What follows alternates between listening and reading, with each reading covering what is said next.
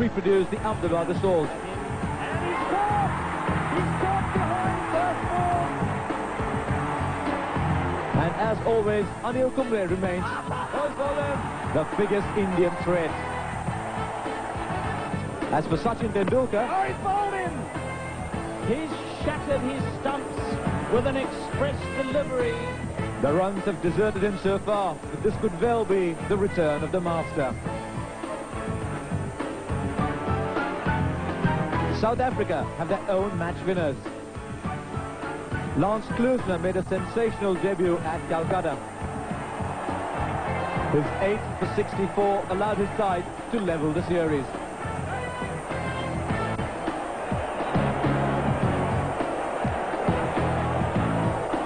And in this land of spin bowlers, That's beautifully bowled.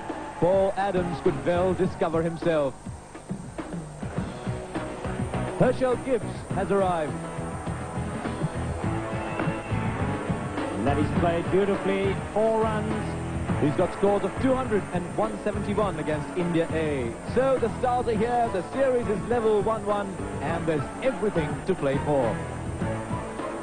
Indeed, and good morning and welcome to the Green Park Stadium here on an extremely cold and windy morning. Now, at the top of that opening sequence, you got a fair idea of what this pitch looks like. For his opinion on it, let's go down and meet Ravi Shastri. The pitch here at Green Park has had a reputation in the past of being a batsman's paradise. But the pitch for this all-important test match between India and South Africa today looks to be totally different. It may look hard on the surface, but one look at the surface and you know that there's hardly any rolling being done over the last 3 or 4 days. Where it's different from the other ones is that you already have a lot of cracks on the very first day of the game. And this is bound to open out as the day and the match progresses. So one really won't be surprised if the spinners come into play first thing. You will get turn, and not only turn, early on you'll get a bit of bounce as well. But as the day progresses, the bounce will even out, and you won't be surprised if the odd ball keeps a little low as well. So all in all, I think it's going to be a big toss to win. The team that wins the toss would look to bat first. The decisive match and a very big toss. Both captains will be just a bit tense. With them is David Hooks. John Reid has the coin, the match referee. Gives it to Sachin Tendulkar to toss. All-important game. Honzi Cronje has scored heads. And it comes down tails. Sachin Tendulkar's won the toss. Sachin, what will he do? We'd like to bat. Any thoughts? I think the wicket looks very dry, and we'd like to play on this track when it's playing as best. Now, what about your side today? Any changes from the second test? We've made a couple of changes. Hirwani is out and Ashish Kapoor is playing in place of him. And VVS Lakshman is out and W. Raman will open. Well, Sachin, good luck. Thank you very much. Indian captain Sachin Tendulkar and Honzi Cronje, the South African captain. Tough on with the tosses, Honzi. Yeah, it hasn't been a good time, but we'll just have to bowl very well. It looks as though it'll turn later on, and probably assist the bowlers towards the end of the game. So we'll have to bowl really well in the first innings and see if we can bat past them in the second day. You've got some good players in form now, players who've made centuries. When you first came here, you didn't have that luxury. Now you must be pleased that your players are in good form, batting form. For sure, we had a couple of good matches, the second test match and also a 3-day game against the President's 11. And we're feeling a lot more confident about our batting than we had before the Ahmedabad test. And no Alan Dolan, no John D. Rose. What's your team? We've got De Villiers in for Donald, otherwise unchanged. Good luck, Honzi. Thank you. Thanks so much. Honzi Cronje, and the news down here at the pitch is that Sachin Tendulkar has won the toss and India will bat in this very important test match. 2 changes for India. Vulkari Raman comes in for VVS Lakshman and Ashish Kapoor for Narendra Hirwani. South Africa, on the other hand, 1 change that was forced on them, Fani de Villiers for Alan Donald. So with play about to begin, let's go into the commentary box and join Ravi Shastri and Trevor Quirk. Yes, Harsha, the stage is set, and immediately there's just a little bit of a problem out there with the sun, which is shining down. Despite the fact that it's a cold, chilly, windy morning, the sun is penning down and reflecting off the advertising boards, which is upsetting Nayan Mongia, who's going to face the first delivery of the day. It's a big toss that India has won. Important for them now to capitalize, try and get off to a good start. And Monga is turned with a square, and they'll be able to get back for the second. And Adams, who's down at fine leg, has quite a long way to run, and it's 2 runs, the first ball of the test match to India.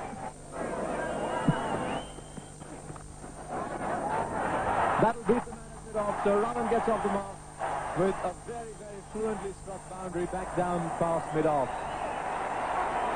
So India 14 for no loss.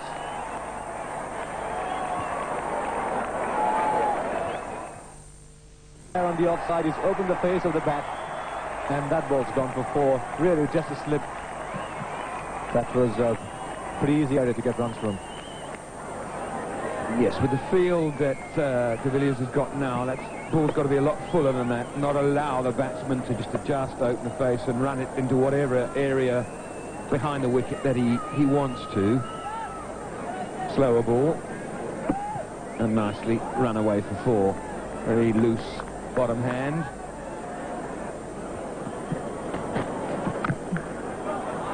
And driven handsomely through the offside. Long chase here for Herschel Gibbs. And the ball wins.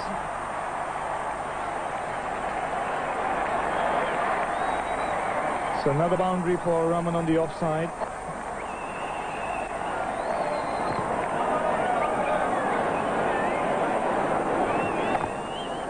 Just hitting through the ball. That's something that you won't be able to perhaps do day 3, 4 and 5, but this morning he's able to do that, and to beat that young man to the fence is a pretty good effort. He's an outstanding fielder and just touches the rope.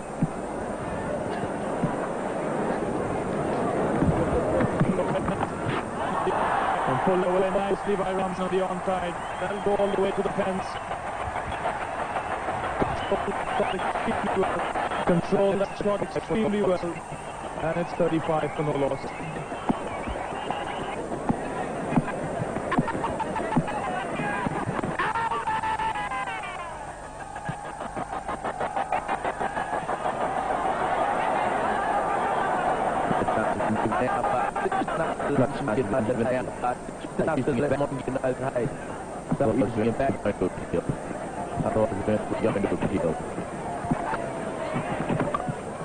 Cut away by Mongia nicely. This will go all the way to the fence. Long chase here for Hudson. He won't get it. That's the standard delivery for Adams, one that goes away from the right-hander. And as long as the batsman gets over the ball, watch Mongia here. He gets down over the ball, bends his back knee. You can see it there. Because there's not much bounce in the pitch. And once again, perfectly placed. The man's back with point 2, that's to be fine.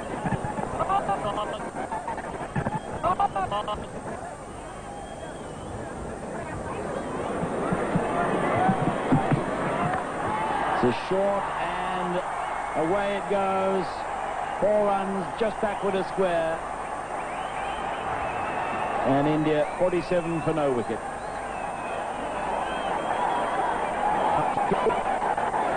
No bounce at all. Certainly is a 6 boundary in that last over. The main contributor.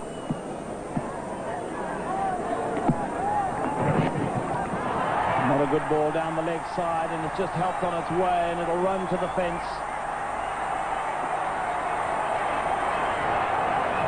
Although there's no pace in this pitch, and certainly no pace in the bowler either, it only takes just a little bit of wood. It's really quite a quick outfield. That's a poor delivery, and nicely dealt with by Mongia.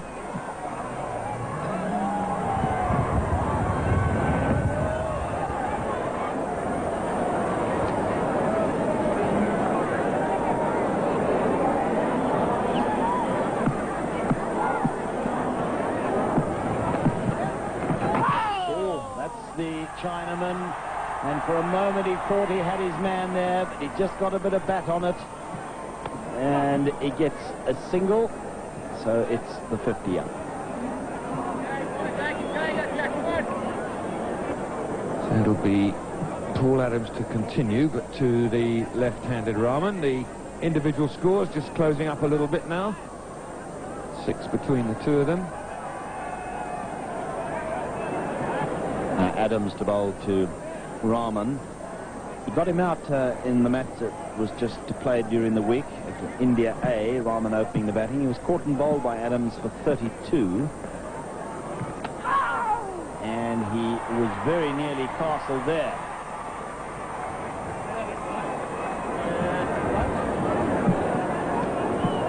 well bowled. Loose shot here from the Indian opener. That's not the first time I've seen the bottom hand come off the bat. Last time he did it, he drove the ball to cover. But that's perfect delivery from Adams through the proverbial gate. That is the gap between bat and pad. And not only beating the stumps, but beating wicketkeeper Richardson as well. Now Mongia goes on a bit of a slog here, and he brings it off rather well, and it's 4 runs to mid-wicket. Well, that's an interesting shot with Coronado to go to lunch. What we've got to see is whether Mongia picked him. Was it the Googly or the Chinaman? It wasn't the Chinaman, so it wasn't hitting against the spin. Wasn't great batting from Mongia. A bit of a smear, really, but successful. And 4 more to the total. Well, that's over pitch, and he's hammered it through the covers for 4. That was the right one to hit. He gave it lots of air, and it was too full. Much better stroke this from the Indian wicketkeeper.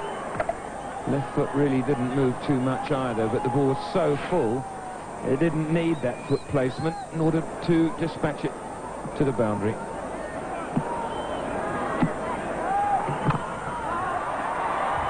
Straight to the covers this time.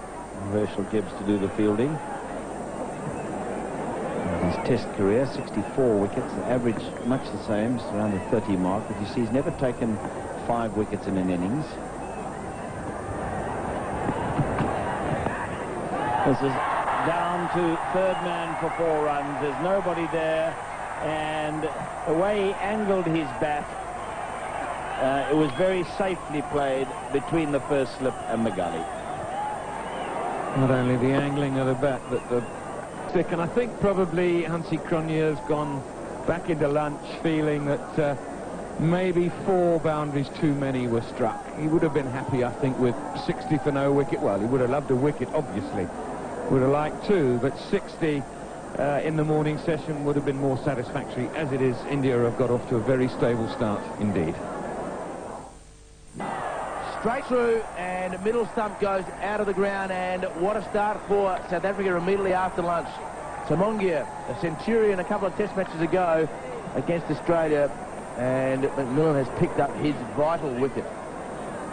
Exactly what was required from the fielding side. A little bit of late in-swing there, in fact quite a lot of in-swing, bit of reverse swing maybe. That ball has got very scuffed up. So Nayan Mongia, his highest score of the series so far, 41, and India lose their first wicket with a score on 76. India 76 for 1. Saurav Ganguly comes to the crease, and after the wicket, Venkat, umpire Venkat, talking to McMillan about running on the pitch. And I've seen bowlers suck up to umpires before, but McMillan just showing enormous respect for Venkat, as is Pat Simcox. And that's a lovely international flavour.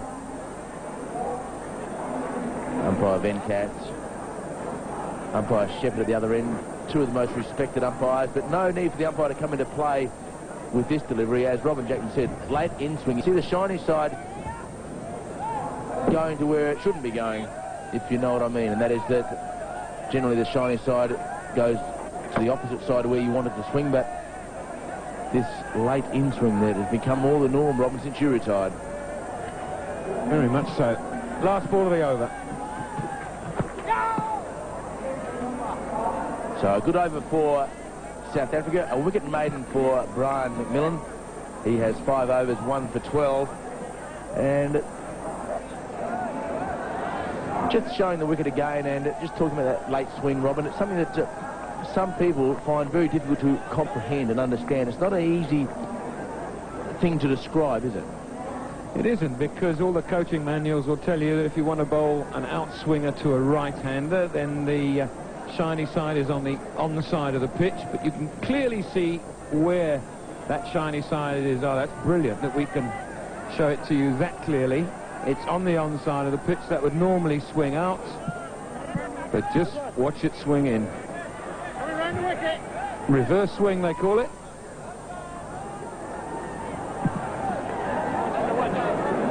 And any time, Robin, you want to explain the aerodynamics, that'll be fine. Lovely off drive. Absolutely superb. The shot of the morning, quite simply, he leant into the shot, did not even leave his crease once the ball hit the bat. There were cries of catch it there. It'll be interesting to see just how long the ball is in the air. There's still a little while, but splitting the gap between the short extra cover and the mid-off to perfection. Beautiful timing, but that won't discourage Simcox, or shouldn't. And through the gully area, 4 runs, just a bit too much width, and without the extra bounce, it is really going to be hard for the slips and the gully men to come into play as far as catching.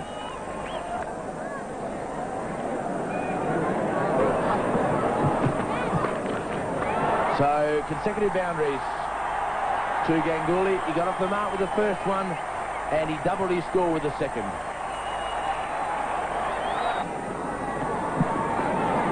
And he's down the pitch, and he got beaten in the flight, but is good enough to adjust his shot because of the slowness of the pitch and hit it to the point boundary. Well, Simcox had beaten him all ends up, but Rahman too good in the end.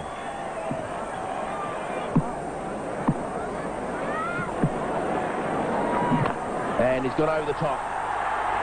So the young man just fails to get the maximum. And 2 consecutive boundaries last over, 2 consecutive boundaries to finish the Simcox lunch. India after lunch, 98-1. Well, not only does Rahman bring some flair to the top of the Indian order, but he also makes a great contribution to the sense of humor in the dressing room.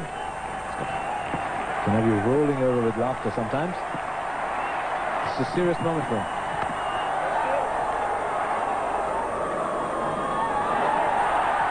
You don't see that very often from what is undeniably a great fielding side.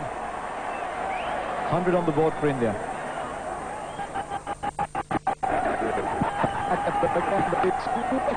That kept low again, but he's swished it and it's gone racing away down to mid-wicket for 4. What a spectacular way to bring up your half-century. It's been a very good innings by W.V. Raman. He's got a chance to come back into Test cricket after a long time, and he's made the most of it. Lovely boundary to reach his 50. He controlled that shot very well, because again this ball really didn't come off the pitch, came pretty slowly, but Raman did well to place it through mid-wicket.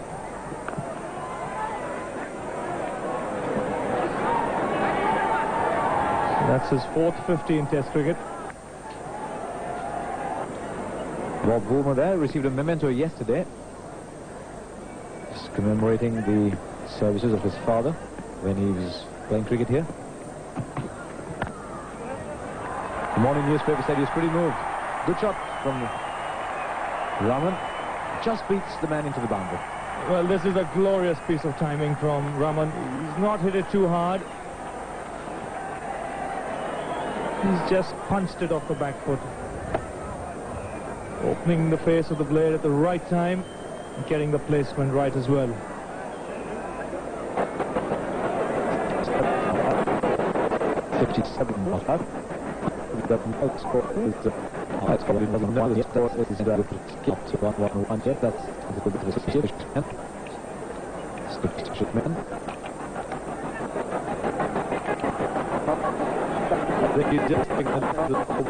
I think he's just taking a look at the scoreboard. And there he goes. And there he goes. The hop, skip and jump.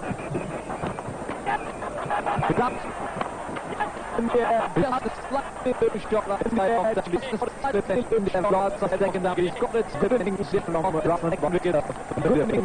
He'll be disappointed with this shot of his, but he'll be disappointed with his shot of his, but we'll have that he's not going to last the ability to away from left, and he's not quite getting that front foot and the pitch is one, not quite getting that catch of the ball, and a good action gully. Raman's fine innings comes to an end. India lose the second wicket. 111 runs on the board. So Sachin Tendulkar got behind him. Comes in, not too many runs behind him.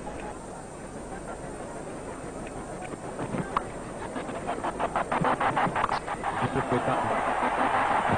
Beautifully done. Shot at the defenders seem to there was shots that left England to play with so much. A lot of time here. A lot of time here for Ganguly to rock back on that back foot. It's an easy-paced wicket. And that's a fine shot. Clearly showing that you cannot afford to pitch short on this surface. Showing that you cannot afford to pitch short on this surface. Over-pitched by Simcox, he's driven. Over-pitched by Simcox, he's driven through the covers. And it's 4 runs. Hansi Cronje dived to try and stop it. Must have got close to it, but it beat him. De Villiers and Klusener. Klusener reasonably well. Simcox too, doing reasonably well. The wicket to Tendulkar. Very attacking field. 4 men around the bat. 2 men on the offside. They're slipping the silly mid-off, silly point. And 2 on the leg side. Just behind square leg and just in front of square leg. So a very attacking field. Tendulkar got out to Simcox in the last test match. And Simcox was most pleased with that dismissal. Huge appeal again from Simcox. Once again, umpire Shepherd doesn't want to know. No, that's that consistency we've been speaking about. Not really a shot played. Bat a long way behind the pad, so no real intention of hitting the ball with the bat.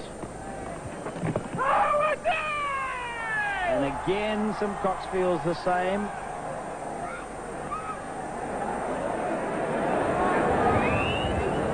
This one turning and therefore missing leg stump. So Simcox got to be a little bit careful in appealing willy-nilly.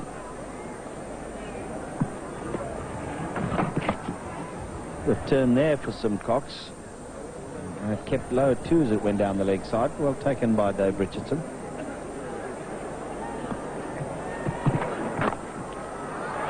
Knocked away past the square leg umpire. And Adams after it. And there's 2 for Ganguly.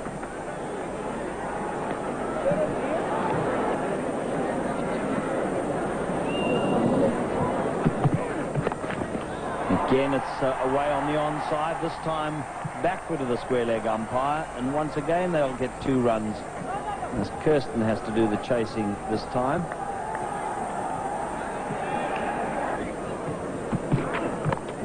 This is down to third man, 4 runs. He angled the bat perfectly there to get between the second slip and the first of the 2 gullies. There's no third man, and so 4 runs. 132 for 2. And quite a little breeze blowing. Klusener to Ganguly. Plays that shot well, and he's got it away through cover point, and I think the ball will win, and does. Just too short.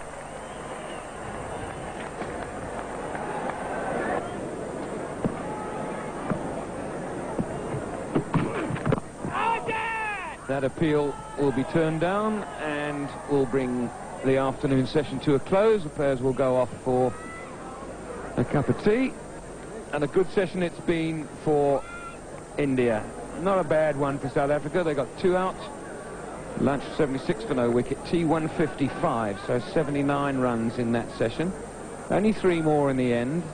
So not a great last half hour for India. A good one for South Africa, but I suppose the bonus was India didn't lose any more wickets after those 2, one of which was immediately after lunch. That was Mongia, bowled by McMillan, late in swing, reverse swing. And then Klusener caught a good catch off McMillan to dismiss Raman for 57.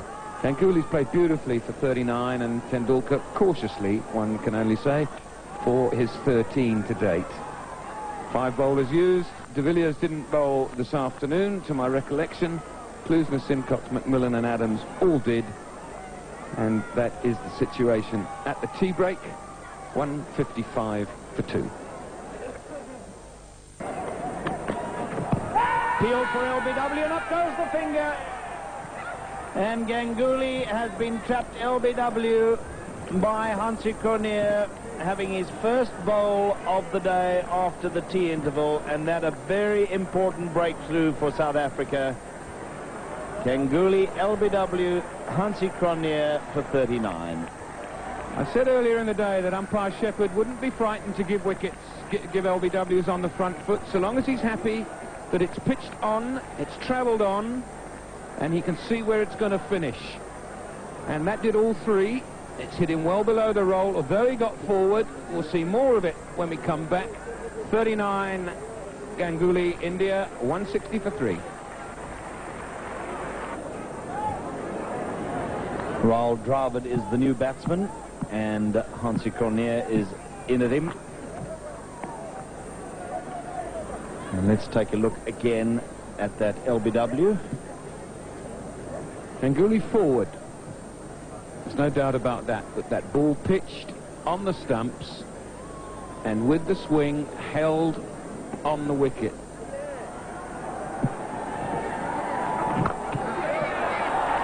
Oh, he's broken free at last.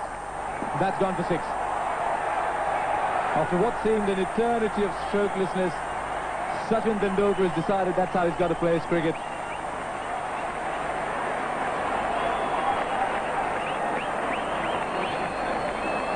He can play those shots occasionally. Right in the slot. No danger to the stroke whatsoever, no man out.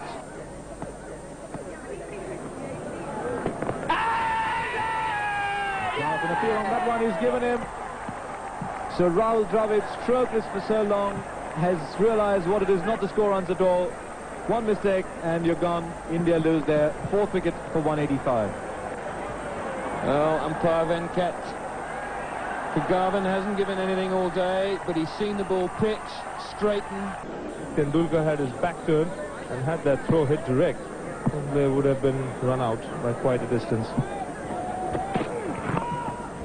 This time the run is on. In fact, there'll be more than one here. Adams comes steaming round the boundary down there at fine leg, and they get 2. Well, the Indians would need something special from their captain. He's been in there for a long time, has had a good look at the bowling.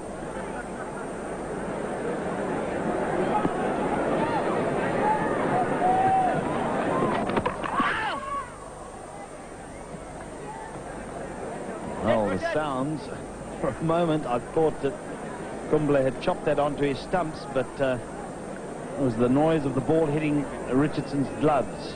I think it's come off Richardson's gloves here. It's hit his gloves first and then dislodged the bails. I think there might have been a bottom edge in that. We might have another look at it.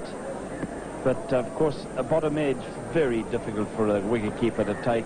Can't really call it a catch when the keeper's standing up like that. It's driven again. Back angled, though, so the ball going backward a point.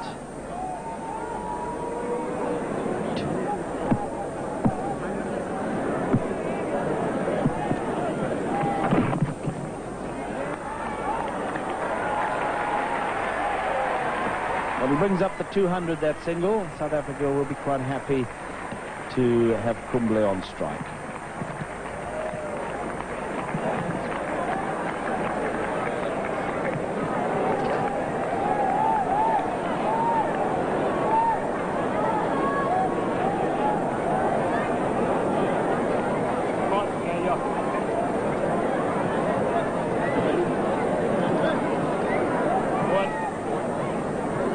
Eventually they get it right. 299. Sure, India wish that was the case.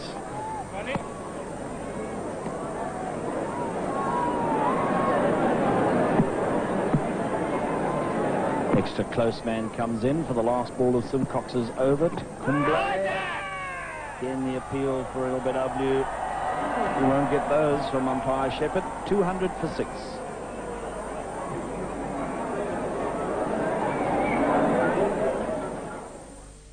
Pat Simcox on a very teasing line just outside that off stump.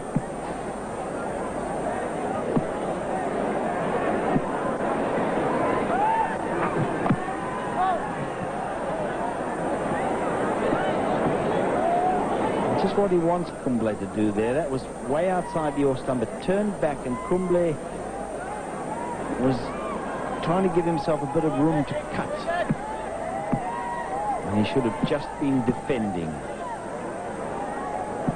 Last ball of the day. And this time he does get it away. He's a bit too short this time, Simcox. And he's punched away on the offside by Kumble, and it will go to the boundary. So a bold shot off the last ball of the day for Kumble. And that is the end of it all for today.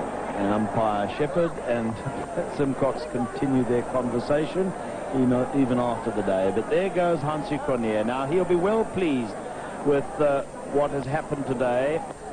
The disappointment of losing the toss, which was considered vital when All and Sundry had a look at this particular pitch here at Green Park. Much of that disappointment will have been negated by the fact that South Africa have pegged not only the Indian score down to 204 for the day, but have picked up 6 wickets. And Tendulkar is the one man that India has to carry them to the sort of score they would have been hoping for, having won the toss. They got off to a wonderful start. Mongia and Rahman were unparted in the first session up to lunch, and then in the very first over after lunch, McMillan bowled Mongia after they'd put on 76 together, the best opening partnership for India in the series. Nelson struck at 111, but at tea, with only 2 down and 155 on the board, India was still in a very good position with Ganguly on 39 and Tendulkar on 13. And then, after the tea interval, 4 wickets fell, and only Tendulkar has stood firm since tea. And the man who's done the damage, young Paul Adams, having gone for 23 from his first 4 overs, he came back, and in his first 3 overs after the tea interval, when he came back, he took a wicket in each one of those, and in fact his last 10 overs have cost him only 8 runs, and he's picked up 3 wickets. And whereas McMillan had been the pick of the South African bowlers up to then, 2 for 40 from 18 overs, Paul Adams has come back in style to take 3 for 31. There's been good support from Fanie de Villiers. Look at that, just 18 from 15, and in fact, from all of them, they've done extremely well. With something like 31 maidens in the day. It's been a fine fight back by South Africa.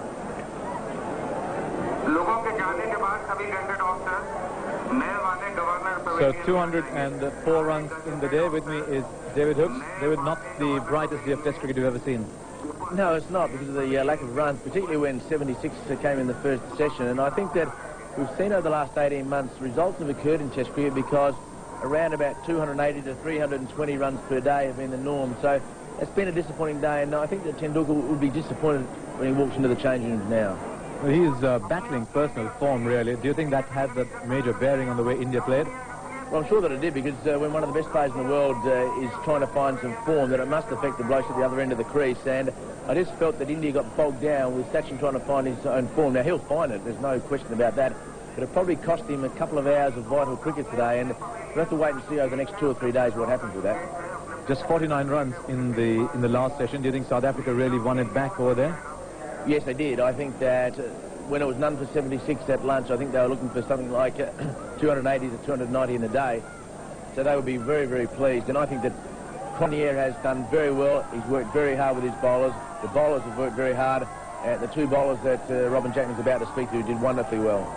Thank you, David. And as he said, the 2 bowling heroes for South Africa, Brian McMillan and Paul Adams, and they're down there now with Robin Jackman. Well, Brian, first of all, thanks very much indeed for the loan of that. It was quite cold out there. You can go now. Thanks very much. Let's just talk about the day. Obviously, from a team point of view, you must be pretty pleased with the way things have gone, having lost the toss. Yes, obviously 200 for 6 for the case is, I think we probably chasing a bit more from the start they got. But it would be nice to fold them out for now. But yeah, we're pretty pleased. Just tell me, as a seamer, what you'd actually like bowling on there. It reminds me a bit of the Western Australia, but awfully flat. I think there's probably a few cricketers buried in that wicket somewhere. But it's hard work. Not a hell of a lot happening out there. Yeah, lack of bounce must make you have to use every other form like reverse swing and change of pace and that sort of thing? That's right. I think if you got in your armour, you can do it. But pretty hard work. We've buried our pace quite nicely today. We got to reverse swing slightly. Couldn't bowl like Jorge Adams here, but yeah, it was hard work. Well, Paul, you got 3 wickets by the end of the day. How influential was the lack of bounce for you? Did you really miss it? Yeah, I thought it was some to turn and bounce and some kept low, so it's always very difficult for a batsman, especially one coming in, so it's quite difficult for a batsman out there. And just tell us about the flick-flack now. How long have you been practicing that? Since I've seen Hugo Sanchez and Stockett wanted to do it, so Auntie just told me just do it in this game. Well, I hope you don't pull a muscle doing it and can't bowl in the second innings or anything like that. Tomorrow, what's the form, Brian? Obviously, to get them out just as quickly as possible, and from there? Roll them out as quickly as possible, obviously, and get as many runs as possible, and obviously, from there on, just roll them out again. Yeah. We need a win here, obviously. It would be nice to do an home series there, or a away series for them. Yeah, the less batting you have to do in the last innings, obviously, the better. Yeah, I don't know if you've seen the wicket or you've put the camera on it, but it looks a bit like a jigsaw puzzle. It's a lot of loose ends there. It's going to be hard work. It's low and slow. I think the odd one turned quite nicely. 2 pieces out. It's going to be interesting. Okay, guys, thanks very much after a long day. Thanks for talking to us. And by the way, David Hooks asked you to get a haircut. Asking for a few pounds, I might just do it. And a big smile on his face and congratulatory hugs from his teammates. Look at that, 6 for 55. What an unbelievable performance, Robert. Wonderful performance and doing just the job that he was brought out here to do. Yeah, Ashish Kapoor lived by the sword and dies by it as Conyer takes a comfortable catch at long off. But really, young Paul Adams came out here as a strike bowler. I want to emphasise that point. And he's certainly done that. He's struck 6 times in this innings, and India will no doubt be very disappointed with their first innings score.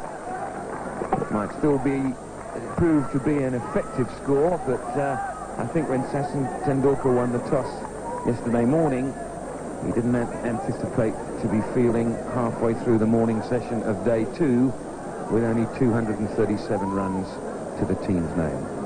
Yes, India got off to such a good start without losing a wicket in the first session. Mongia and Rahman putting on 76.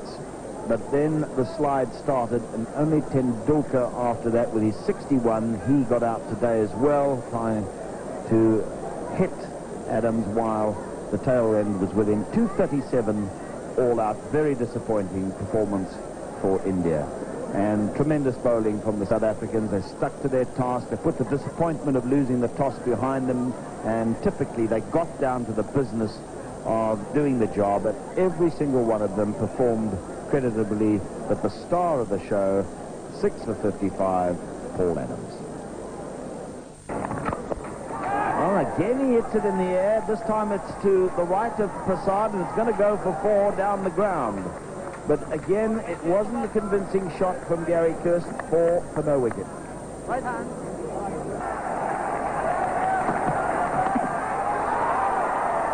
His score of his 19th, I thought that was pretty catchable height through the gap.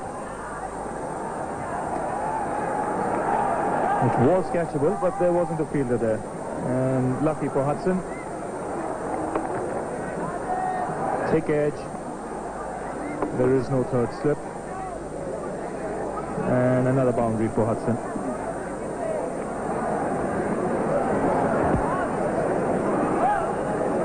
So a few problems there for the Indians on where to place their slips and how far they should be from the bat. We've seen a couple falling short, and now we've seen one going to the gap.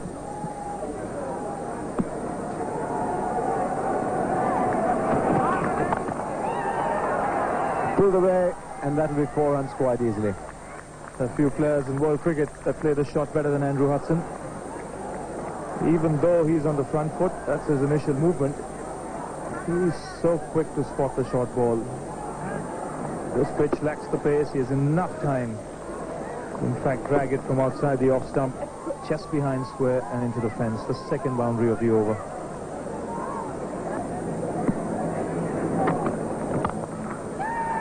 And even that's gone square, but beautifully placed. coming forward, his momentum meeting the ball, and that's why he was able to place that ball to point.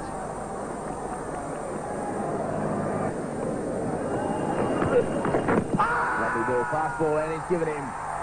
Well, you can't play back and across the line to a player of that skill who drags the ball in. His stock delivery to the right-hander is the one that slides into him, and Hudson paying the penalty of shuffling. No real foot movement. That left foot should have kept going down the wicket. I don't think there's a lot of doubt about that. Kept low. And umpire Venkatragavan dismisses Andrew Hudson, or at least indicates that. 15 to Andrew Hudson. Played very nicely, but the first breakthrough, that's what's important as far as India is concerned. South Africa 34 for 1. Percy Gibbs, the young man that we've just been speaking about, has come to the crease because Hudson has departed. And that's a dangerous ploy. He's just seen an LBW and he pads up first ball. This is dismissal of Hudson. His first movement was forward, but then for some inexplicable reason he decided to try and play back or go back, and that just skids on through. And Kumble's flipper, dangerous delivery. We'll see plenty of it in this innings.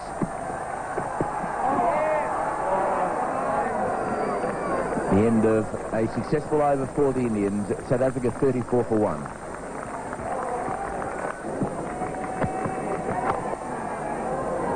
Some of that must be drying out, but it's hardly going to turn into the quickest wicket that one's ever seen.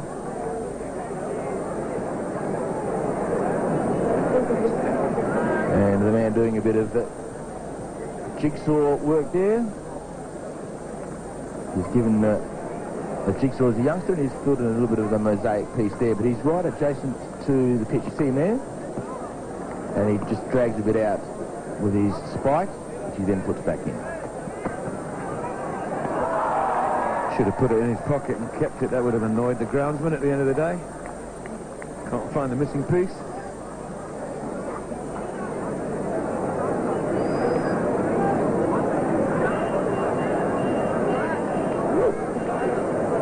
Piece back. The reason that Dravid is putting it back is because he has to bat on it again. So he doesn't want to see it fall apart yet. Maiden over, and this, whether that will be lunch or not, umpire Shepherd says it is lunchtime to have something to eat, which he no doubt will enjoy. South Africa 34 for 1, and a very, very good morning session here at Test cricket. That man there came out on a mission, Tendulkar. Fell over by getting out, trying to hit Adams back over his head for the second time. Only succeeded in hitting it to mid-off. And India finished up on 237.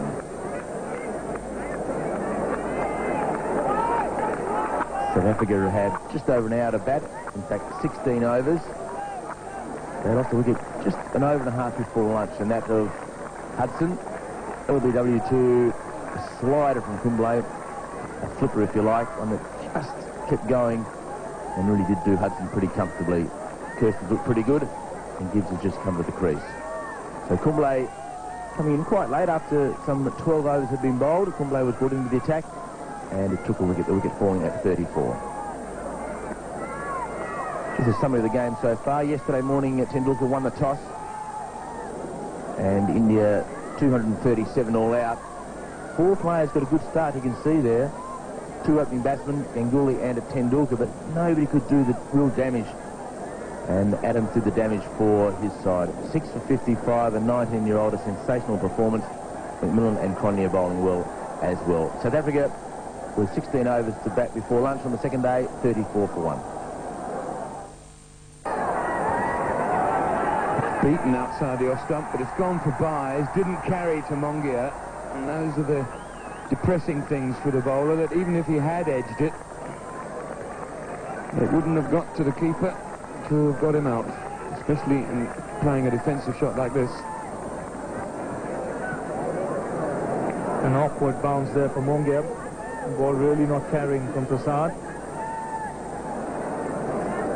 And going away to the third man fence for 4.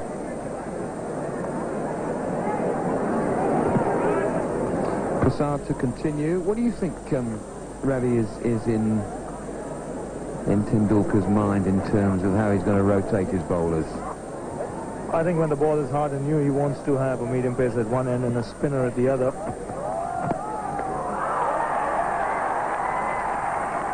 Coming off the pad on that occasion.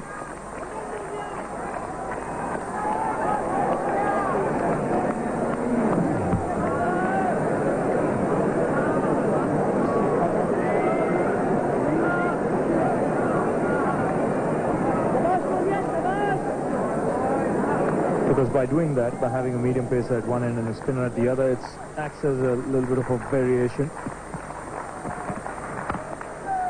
Doesn't allow the batsman to get into any sort of rhythm when it comes to playing the spinners. But at some stage, he will have to get spinners bowling together in tandem, because he's got three spinners in the side. There's an off-spinner, Ashish Kapoor, and Sunil Joshi. So he has a good opportunity to shuffle his bowlers around.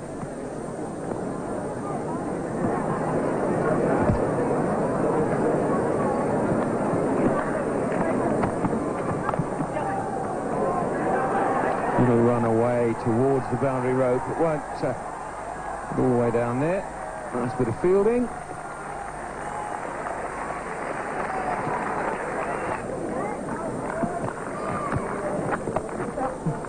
Plays that beautifully through mid-wicket. Lovely shot, the ball running away towards the boundary, and will win. Cornier going right back, which will make the heart of any South African skip, because the ball is keeping a bit low. This is a dangerous boy, particularly first ball when you haven't got the pace and the bounce of the pitch. This time he's forward and will get off the mark with one just backward of square.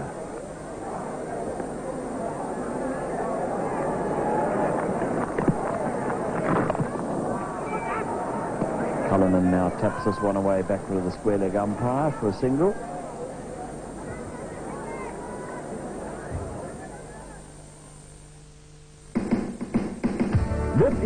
Kenny goes onto his back foot and turns square right in front of his stumps. If you watch the reaction of Cornier after he hits it, you'll realise that he knows that he shouldn't have come back. He just waves his arm erratically. That's a full toss, and it's hammered away through mid-wicket for 4. Bad ball, and it gets the treatment.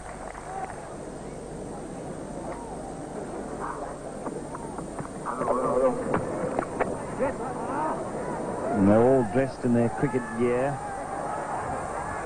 And one of the heroes now galloping after it.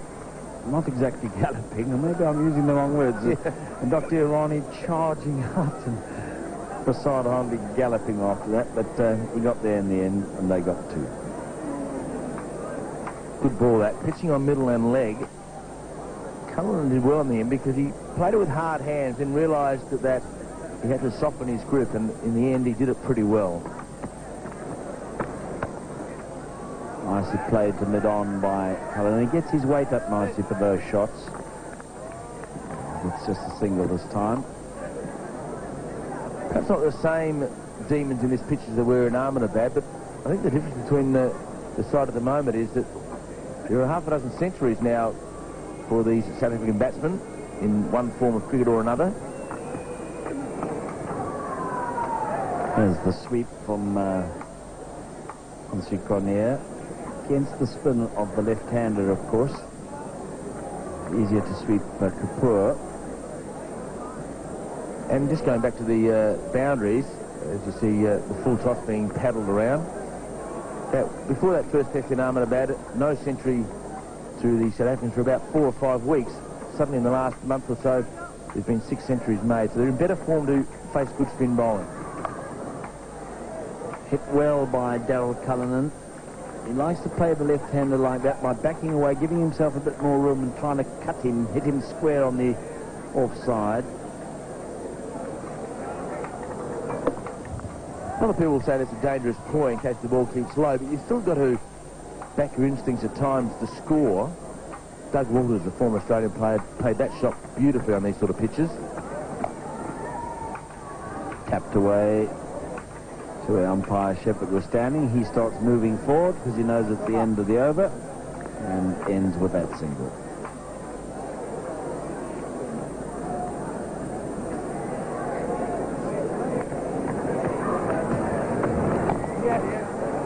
Safely negotiated by Daryl Cullinan. Umpire Ben Cat has a look at his watch and now lifts the bails. So tee on the second day, and South Africa 108 for 3.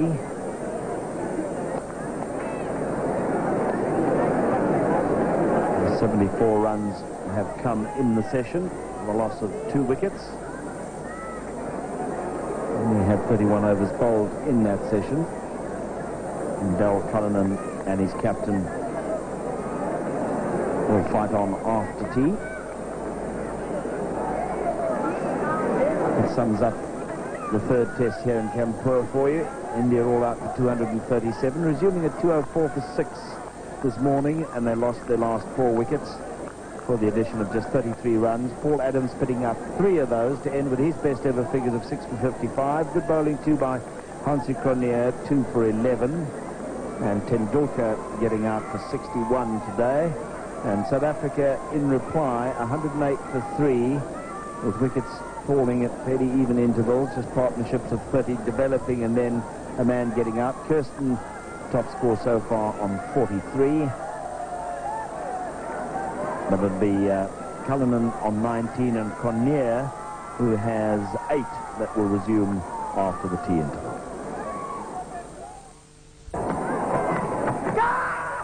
Taken down the slips, Fazaruddin. That's a good sharp catch. That went quickly. He stayed down and took it with both hands. So South Africa losing their 4th wicket just when Cullinan was looking good. It's the leg spinner from Anil Kumble. Hasn't bowled many.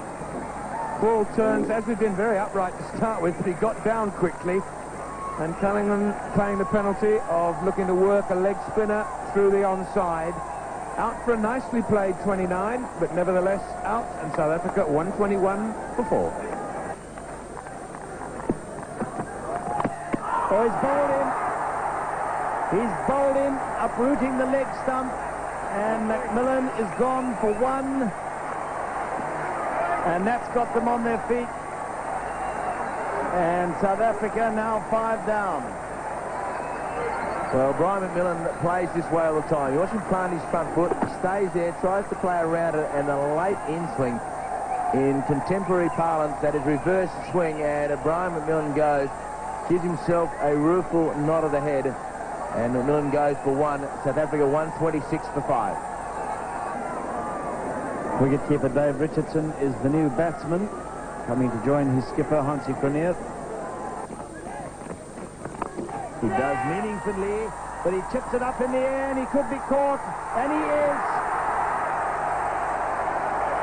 caught by the mid-on, and that's the one they really wanted, the Indians. The South African captain is gone, and South Africa now in real trouble at 130 for 6. Well, I made the point that he's going to come forward. That was obvious, and he came forward. His footwork was pretty good, and then in attempting to go over the top, he only succeeded in hitting the ball on the up, and that is a very important wicket in the context of this match and therefore in this series. So the South African captain is gone, caught by VVS Lakshman, bowled Kumble, and South Africa now slumped to 130 for 6. Lance Clues now, the new batsman, replacing the South African captain Hansi Cronje.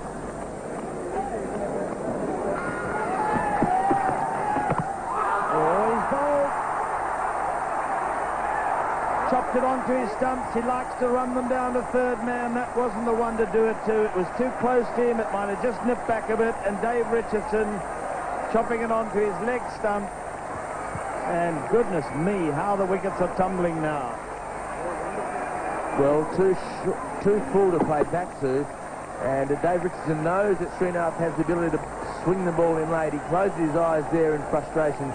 He realises there that he should have gone forward, played a dead bat to it, But it's easy to say from up here, but an experienced man leads the crease to just 4. South Africa now 131 for 7. Pat Simcox, the off spinner. He was up here in the commentary area a little while ago. I don't think he could ever have believed he would have to be down there and out there batting so early on today.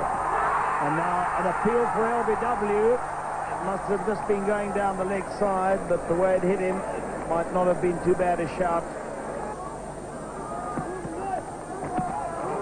Now he goes down the wicket and hits it straight back past the bowler. Has this got enough timing on it to go for 4? Yes.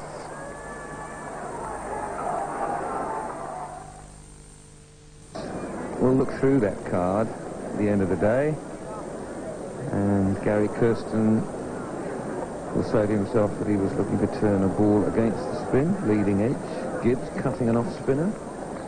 Cullinan turning a ball against the spin, leading edge. Cornier looking to go over the top. Richardson cutting an in swinger. And a great catch. Klusner goes. South Africa in bigger trouble. Hey, that was a stunner because that ball was really traveling. We've seen some good fielding today. We saw Raman pick up a sensational catch, but this ball was really traveling as Rahul Dravid got to it. Fantastic catch. Klusner hit that very hard. Didn't hit it where he wanted to hit it, but my goodness me, it was almost quicker than the camera can be. Rahul Dravid, wonderful catch. Klusner out for 9, and now India in command of this game. South Africa have lost their last 5 wickets for just 23 runs in a sensational turnaround. Watch Rahul Dravid on this one. Oh, brilliant, brilliant. Ball was veering away from him. Fani de Villiers.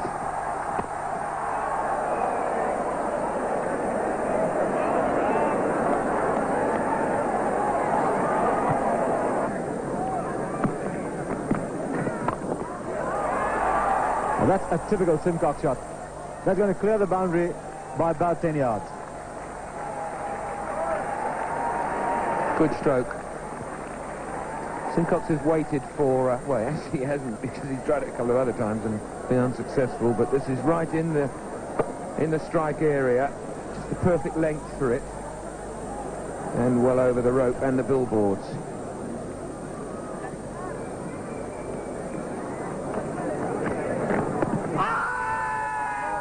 He's given in. Umpire David Shepherd believes that Fani de Villiers was adjacent enough. I just get the feeling Fani didn't quite agree on that occasion. But the wicket's gone down and South Africa have lost number 9. And the end of a partnership that did have a certain irritation value. De Villiers disappointed. Let's see if we can see why. It's hit him on the move on the way over. I wonder if he didn't get a little bit of bat on that. I think that's the problem in terms of how long it took Fani de Villiers to leave the crease. But anyway, we'll look at it again later on. He's out for 6 and 163 for 9 South Africa.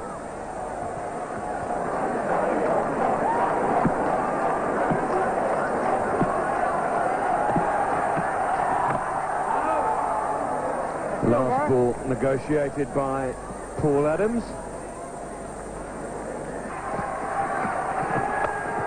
So he swings at it and he's going to get 4 runs as Paul Adams.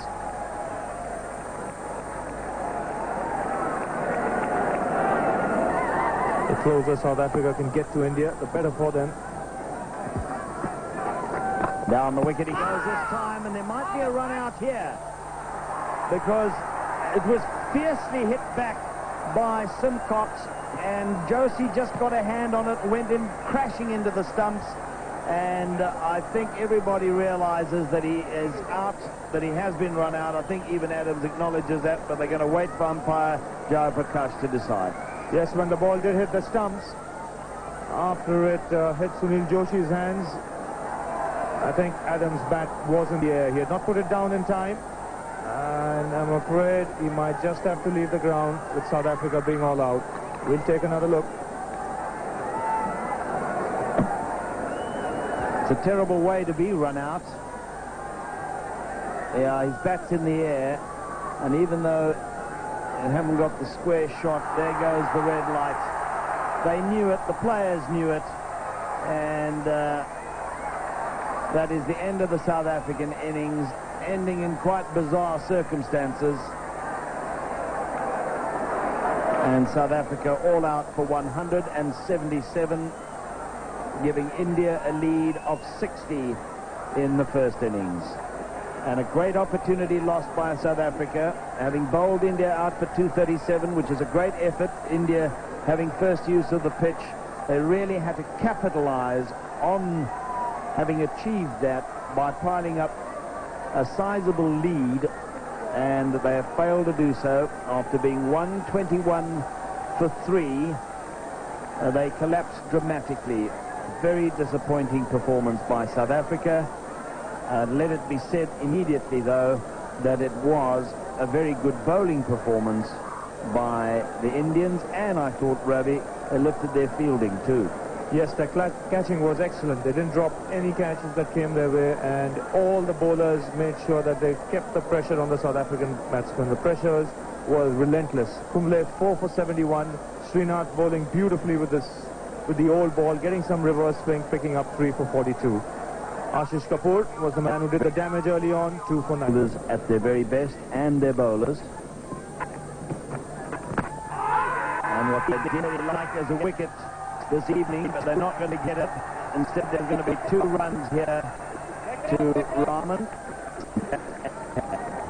with some bat and pad. This time they do go up, and up goes the finger too, and that's exactly what South Africa wanted, is an early wicket in the 4 overs that have to be bowled this evening in the Indian second innings, and Fanie de Villiers in his first over has got the wicket of W.V. Rahman. Now this time the ball comes back into the left-hander and strikes Rahman right in front. That breakthrough for South Africa. Out about that, big breakthrough for South Africa. Run gone with just 2 runs from forward. Anil Kumble has been sent out as the night watchman, and a pretty useful sort of night watchman he is likely to be, and this is why. This one pitches around middle and leg stump, just holds its line, comes back a little bit into the left-hander, and when it struck him, he was right in front of his stumps.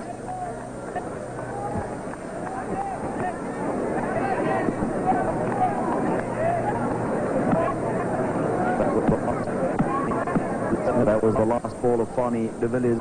Scrambling stop just backward of square by Simcox, but they'll get 2 runs and save 2, because that might well have gone for 4.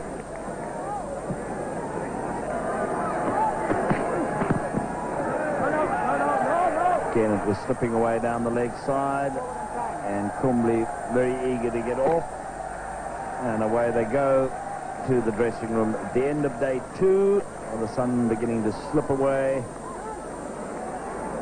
and an interesting day it has been. It was a good fight back by the Indians, especially after they were bowled out for 237. They would have been very disappointed with that effort this morning, but you must also give credit to Paul Adams. He's a sensation, and he's bound to pick up more 5-wicket hauls in his career. Today was the first time he went past the 5-wicket mark, 6 for 55, but I won't be surprised if it's not the first of many.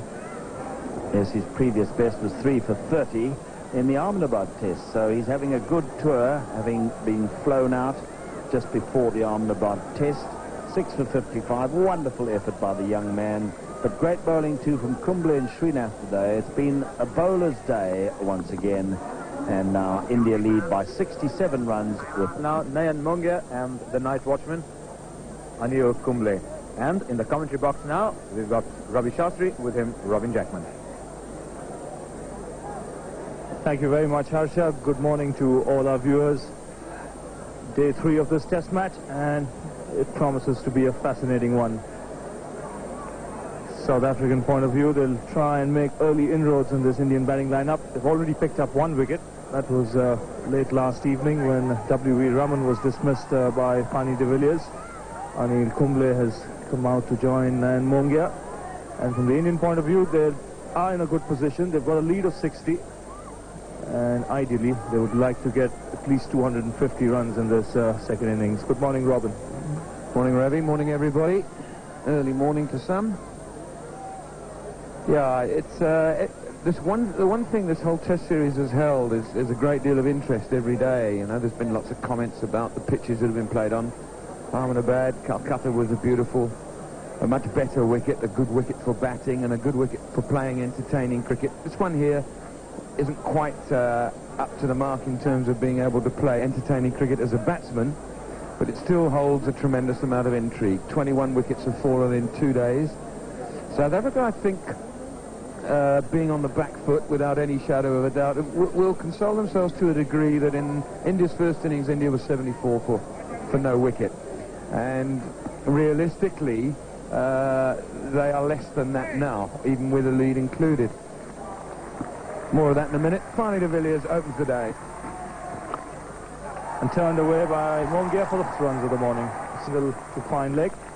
Adams, the fielder.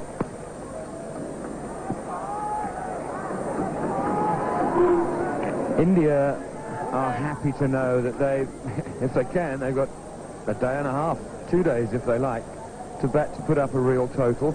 I think South Africa's big target area will be, they won't want to have to score more than 237. 237 being the highest score so far in the game, and historically on any surface, no side has won a match having to score the highest amount of runs of the game in order to do it.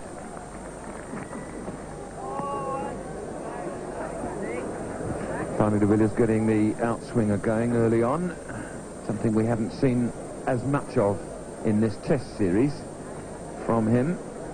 But that's nice movement, and yes, you did play at it, young man. Although the leave afterwards was the shot that perhaps should have used up front. 7.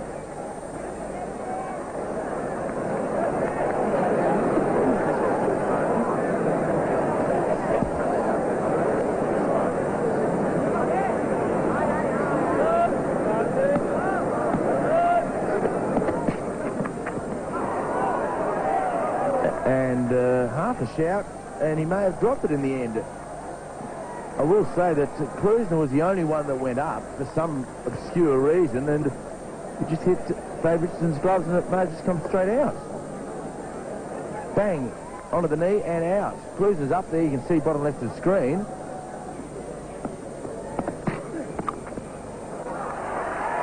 How many boundaries this morning to third man? 3, I think. It's 31 for 1.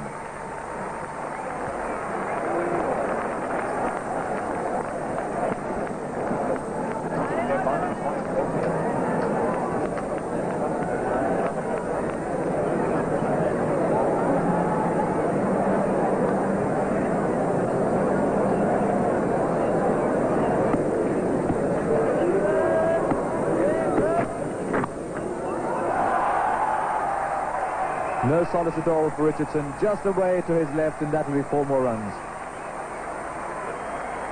This is one of the reasons why de Villiers was left out of the previous Test match. They felt that he wasn't bowling his normal superb length and line. Here you see again straying down leg side.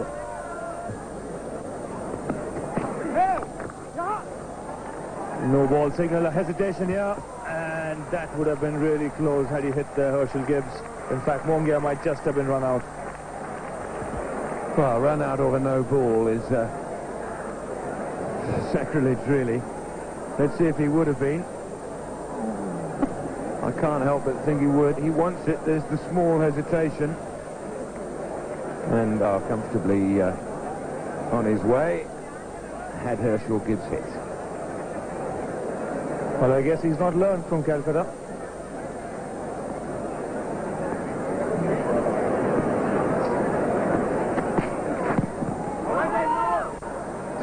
The last thing you want on a surface like this is to lose a wicket by way of a run out. As it is, the batsmen are having problems there, coping with the bounce and turn. And then a gift by way of a run out. Not what he wants. This is where the problem started, that hesitation. And had Gibbs hit here, underarm. Mongia would have been running all the way back to the pavilion.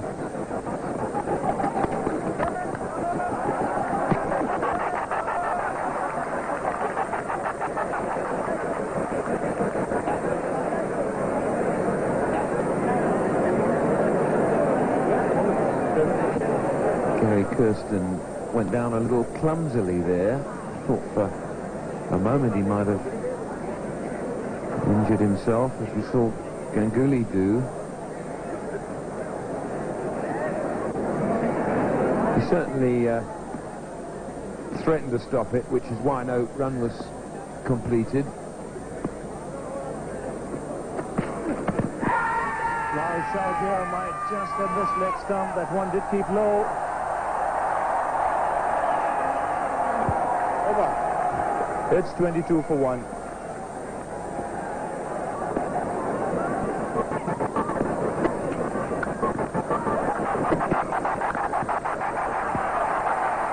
Beautiful shot by Kumble. Further race got up. That's gone for 4. The frustration for South Africa. That's gone for 4.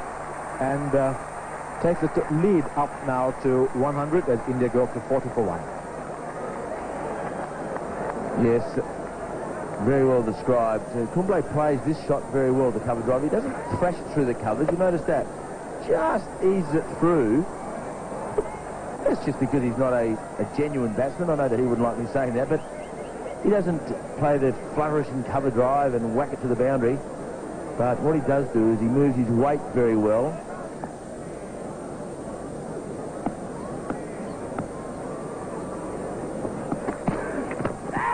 Well, that might be close. He's given him. Ideal example of the incoming ball as David Hooks was drawing in the previous over. This one was bang on target. It's goodbye to Mongia. And Dave Richardson says, thank you very much. This is Cruiser getting reasonably close, bowling straight, and just playing across the line, Mongia there, ever so slightly. He does play straight very well on that occasion, played across the line, trying to hit with the line of the ball, but it straightened up, and umpire Venkat had no hesitation in saying, Mongia, you are out for 18. And India now lose its second wicket for 41.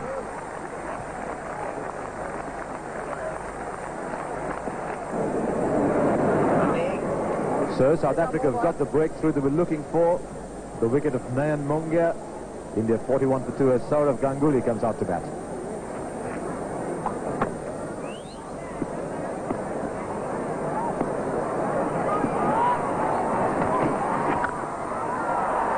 Well, this is 4 runs, and it's 4 very handsome runs indeed to Kumble. Call him a lower order batsman, a night watchman, whatever you like, but he's been a troublesome man for South Africa. And that was too wide for Macmillan, and he really laid the bat on this. This is a cracking shot by Anil Kumble. He's got the width, and he's tanked it through point. It's the kind of shot that would have done any top-order batsman proud.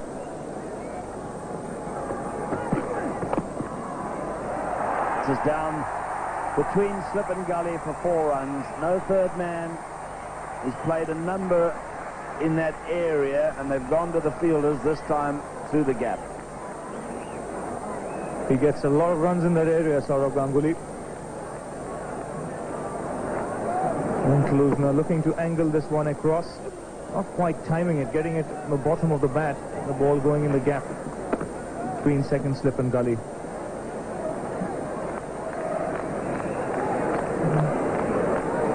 I think Kaluzna might be suggesting to him that he can't wait to get at Ganguly at Kingsmead sometime around Boxing Day. This is now through the covers. It's a lovely shot. Gibbs is after it. He'll haul it in because he's so quick across the turf, but they'll get 2 easy runs. Nice looking stroke shot by Ganguly, who limps back for the second. Yes, he just ambled across for that second run, but coming back to the shot, this was beautifully timed. Everything right about this. Nice follow through, good balance. But the problem arises here when he's running back for the second run after Herschel Gibbs pulls this one back. This is hit through the covers. It's 4 very good runs. So that's twice now that Kumble has lashed Brian Macmillan to the boundary. This is another glorious cover drive by Kumble. He's played some lovely shots already in this inning, and here is just another one.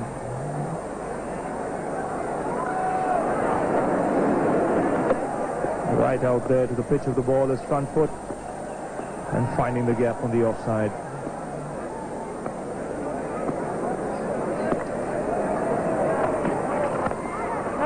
Again, he plays well, just backward of square, and it's past Gibbs, and it might go for 4. No, Simcox does well to get round the third man boundary, get a foot on it, and they get 2 runs. They could have got 3 maybe, but Ganguly, remember, is hobbling. So 2 more to end the over, 59 for 2.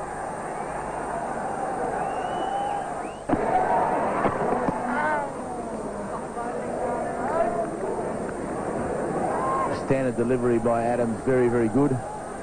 And when Cronje threw in the ball, the crowd roared and cheered, so he's already a favourite.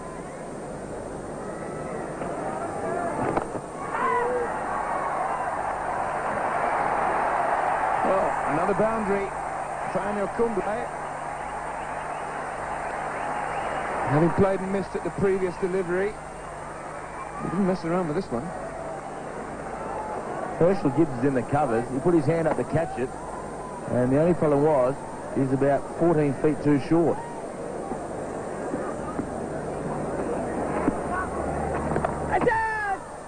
And the outside edge takes it past Kuzna, and brilliantly stopped. Brilliantly stopped.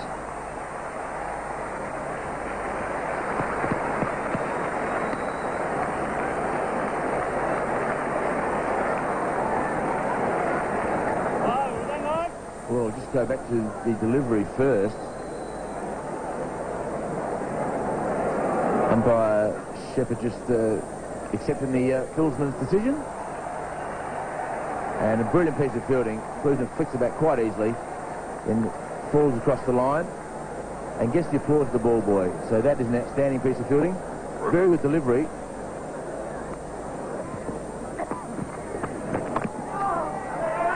Cut away, Simcox chases. The ball will do its very best to get to the boundary.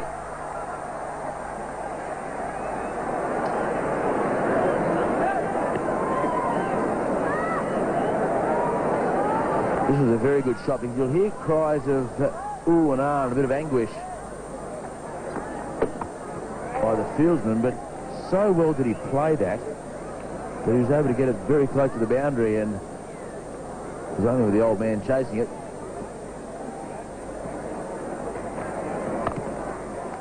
Ganguly, a lovely player through there. He tries to run off Ganguly, in fact, and realises that he's got a runner and doesn't have to do the work, but in the end, nobody has to do the work.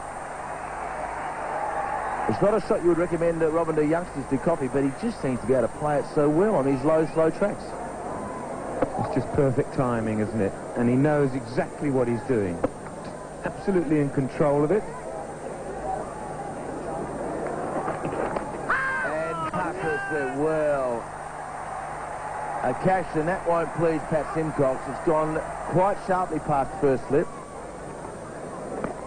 And Cullinan was the man, but he appeared to thrust out his right hand very, very late.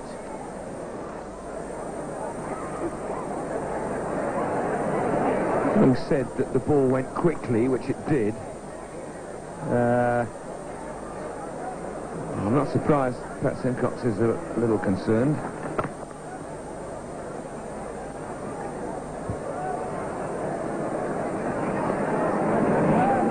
Beautifully bowled. Turned enough, hit quite a fat edge, that got it past the wicket-keeper.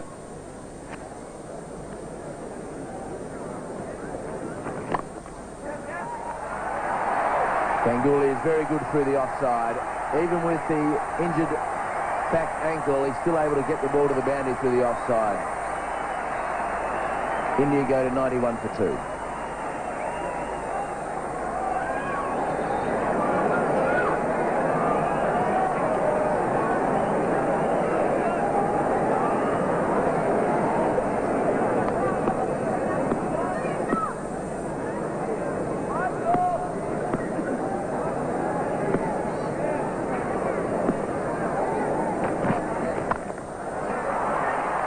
got him. Cover point, catches it, and Gibbs at cover point coming forward, and Kumble's night watchman innings, which was very good, comes to an end. A very, very good catch at cover point. Well, I guess this is one way that you wouldn't expect to get out on this particular pitch. Nicely caught by young Gibbs. He just had to reach forward and down a little bit. But equally excellent innings from Adam Corbet. He's held up the South African attack for the whole morning and into the afternoon, and if anybody's ever done his job, that man has. India 91 for 3.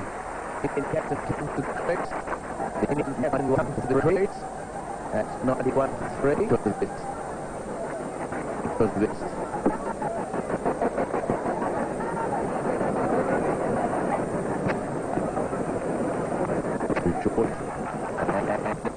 Short. And he's a very, very good player for the other side. Another gap, he finished the over 95 for 3. And he finished the over on 95 for 3.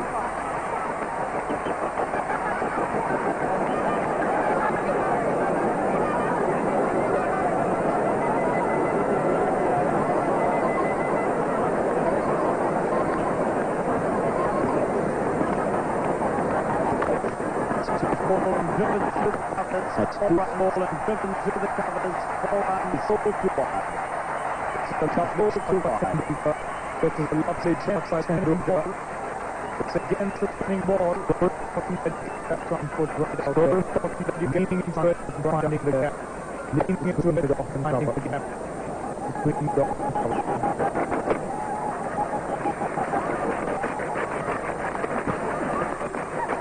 Just through. It's three lovely shots, and he's so excited that that one that he sets off down the wicket to run. And that's why you see that smile on his face. Not only is he headed to the boundary, but not only is he headed to the boundary, but also he started galloping down the pitch with his injured ankle. Again, a glorious piece of timing. Lovely to watch Ganguly when he's in full flow and driving through the offside. Here finds the gap to perfection.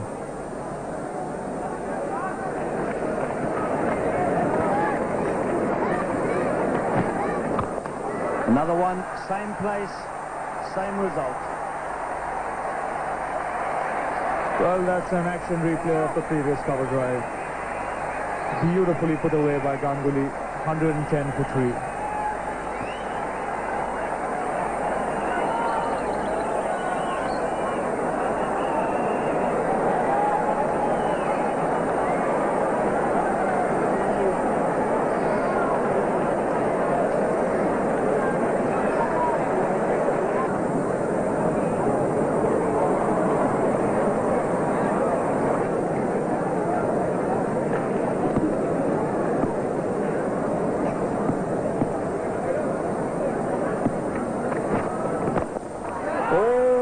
Dropped there, I think he might have been.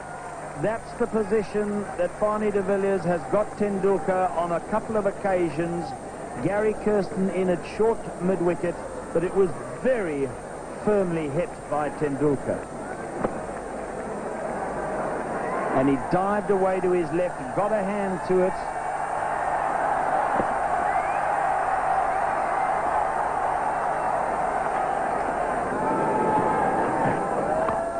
This is a bad ball. It's a full toss and it's hammered away through mid-wicket for 4.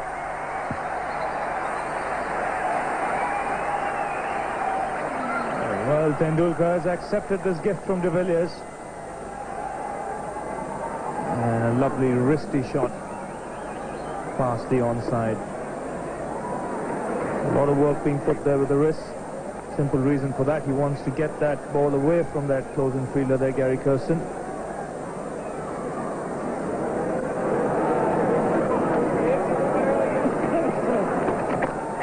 Is that the one?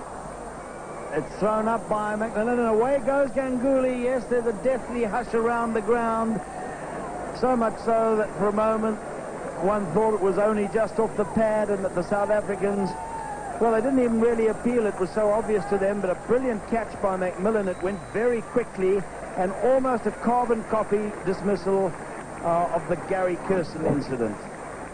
Again, closing the face of the blade a little too soon. trying to play against the spin, getting the leading edge, and Macmillan taking a good catch. So Ganguly's fine innings comes to an end for 41, and India loses. Yes, the 4 wickets has gone down, 121 on the board. Let's have a look at it again. Turn here, just enough to find the leading edge as he tried to turn it, and almost exactly the same way as Gary Kirsten was missed, caught in the same place. It was a brilliant catch by Rahman, one-handed going to his right.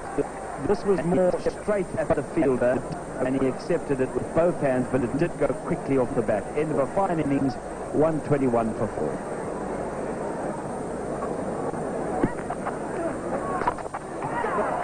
That's crashed through the covers for 4, and Azharuddin doesn't move. Just for effect, plays the shot and stands where he is. That's good work, energy. Just hopes they did head over the ball onto it so quickly. Head over the ball, take that, wait through it, take that.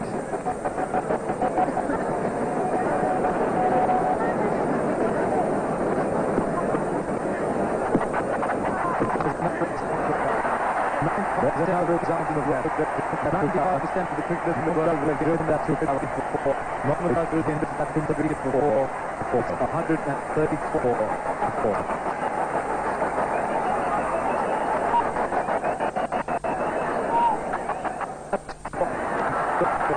That was clobbered. Not a word for it. When that hit ball, it's about 4 or 5 stumps outside the off stump. Yeah, even though this ball turned more than Azharuddin might have thought, he still just reached a little bit further and still pulled it wide of the fielder. But what does have to be said here is that Adams is bowling too many loose deliveries for his captain's liking. It's been a long hop and full toss and a half volley in the last over and a bit. And South Africa just don't have those runs. There goes the short leg. Gary Kirsten goes out to mid-wicket, which means that South Africa go one step further back onto the back foot. Really, Hansie Cronje would love his left-arm spinner to be just a bit more accurate than this.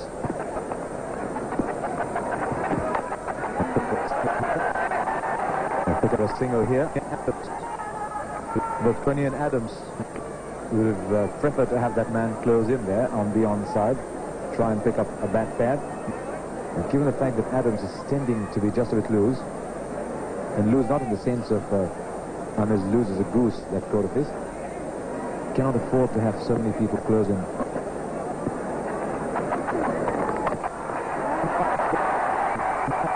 If I hit the ball as well as he might otherwise have to look, otherwise that looked like another boundary. But certainly the ball demanded a boundary we hit on.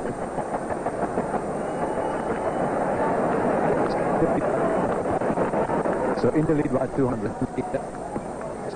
Ominous lead that, especially with 6 more wickets to fall. Got him ball in the first inning, almost did him in the second, but that ball actually was hit very, very hard. Goes away for 4, so Azharuddin's going to keep that scoreboard moving. 144 for 4.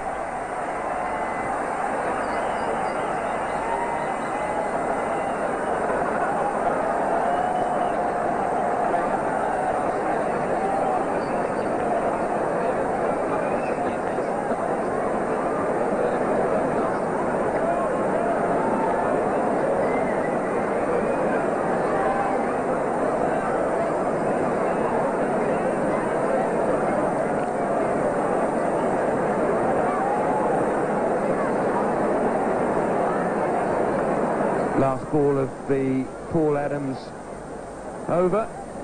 Rolling over the wicket, Azharuddin drives it down the offside, and it's past him before he had a chance to try and catch it. Went to the direction they deserve it. Final toss from the South African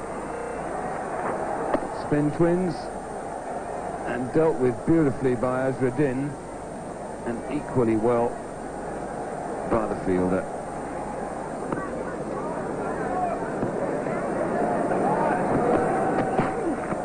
Last last one is... Oh dear, this is going to be 4 byes. Well, you see how low it kept, and it got under Dave Richardson. 168 for 4.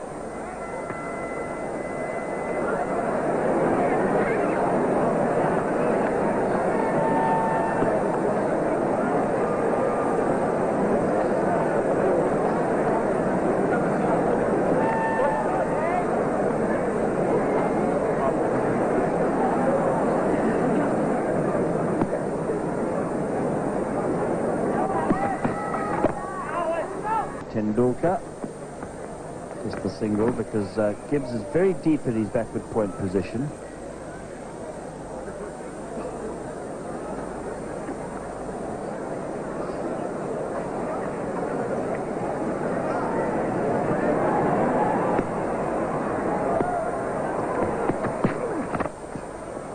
Through mid-wicket, 4 runs. Oh, that's a lovely shot by Azharuddin. Just slightly overpitched by Klusener, and with the reverse swing, he clipped it away through mid-wicket. This would give nightmares to Lance Klusener. That is a shot that made up the majority of his 5 consecutive 4s in Calcutta in the first innings, where Klusener took none for 75, and Azharuddin on the way to the 4th fastest ever Test century hit him for those 5 4s in 1 over, 5 consecutive 4s in fact, and all through the mid-wicket, mid-on area. So that will bring some nightmares back to Klusener. Yes, that century of 74 balls. Kapil Dev also made 100 of 74 balls. So he shares that record with the great Kapil Dev, who arrived up here in our commentary position just before tea. Now, there are those kids again. They're only about 10, 11 years old. And Hooksy, in a couple of years, they won't be able to keep them apart.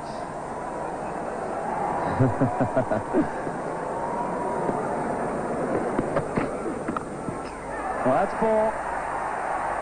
He's a great improviser and an extraordinarily difficult batsman to keep quiet in Azharuddin. He's just got a certain genius about him. Lovely wrist work. Watch the wrist. See that he flicked it past first slip. Bit risky, but no bounce. He did get up into the air for a while, but no second slip. And Azharuddin is in such good form that he would not have played that shot if there were a second slip. He has just skated along to 38.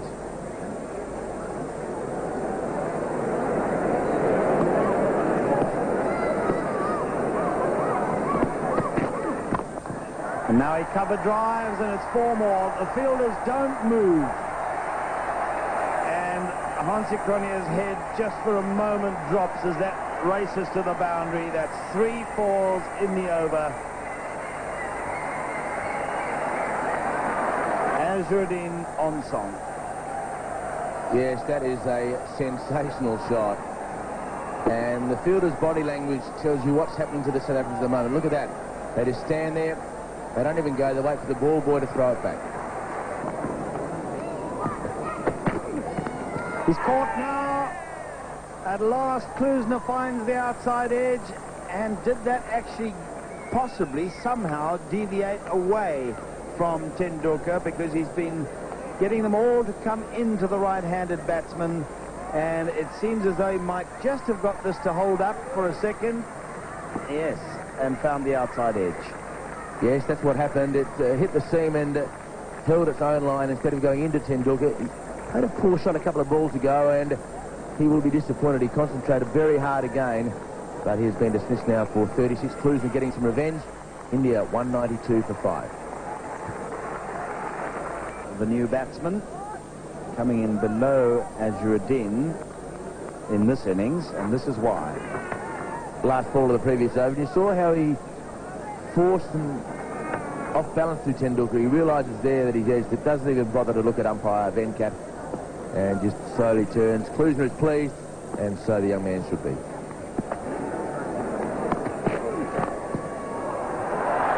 Beautiful stroke. Bread and butter for Azharuddin, anywhere near his pads. But what execution. Well, he's got so many runs in his career playing that shot, and this is gloriously played. Angle towards leg stump, played it late, closed the face of the blade, and Paul Adams had no chance. Another sizzling boundary for Mohammad Azharuddin.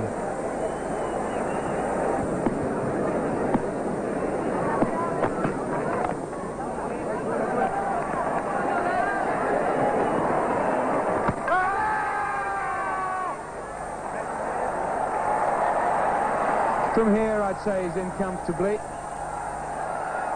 Look at it, a long way away. Wonderful bit of fielding from Klusner.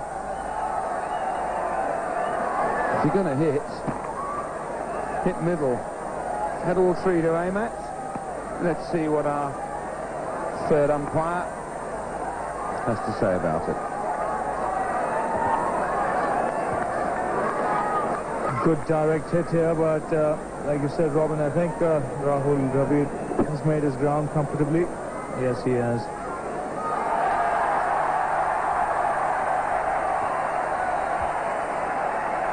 So that will bring Mohammad Azharuddin on strike. He's too short of his 50. It's been another scintillating knock.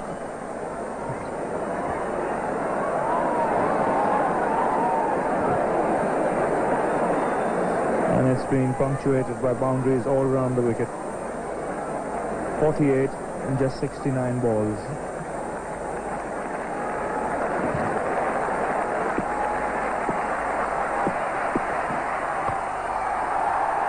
Another great drive from Azharuddin. He really has set this ground alight. Well, he's batted differently to any other player in this game. He's come out there and played his shots. And that's another superb off drive to bring up his 50. Terrific knock this, 52 in just 71 balls. The man's on fire.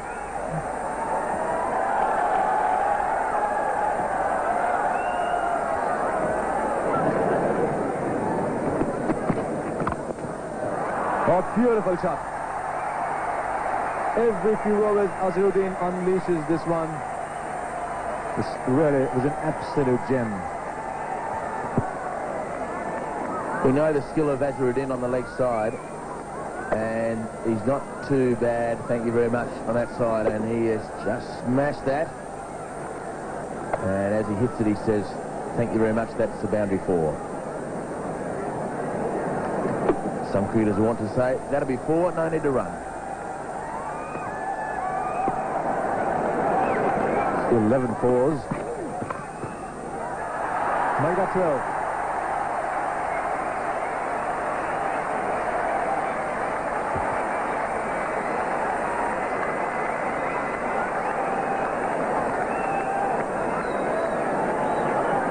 Azharuddin at 67 is the highest scorer for this match thus far, and he has a penchant for hitting consecutive boundaries off Klusner. And thank you, Mother, for the rabbits. That's 4.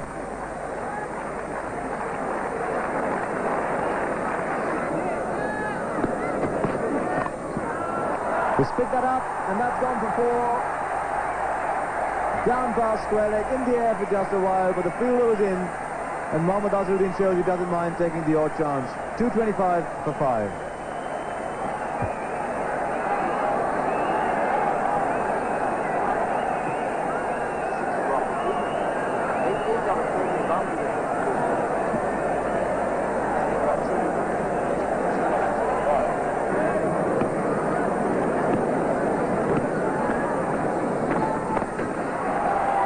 They split the gap. Not quite hit hard enough. Both Pat Simcox goes running away after it. 242 for 5 brings up the 50 of the partnership, so another very good partnership for India.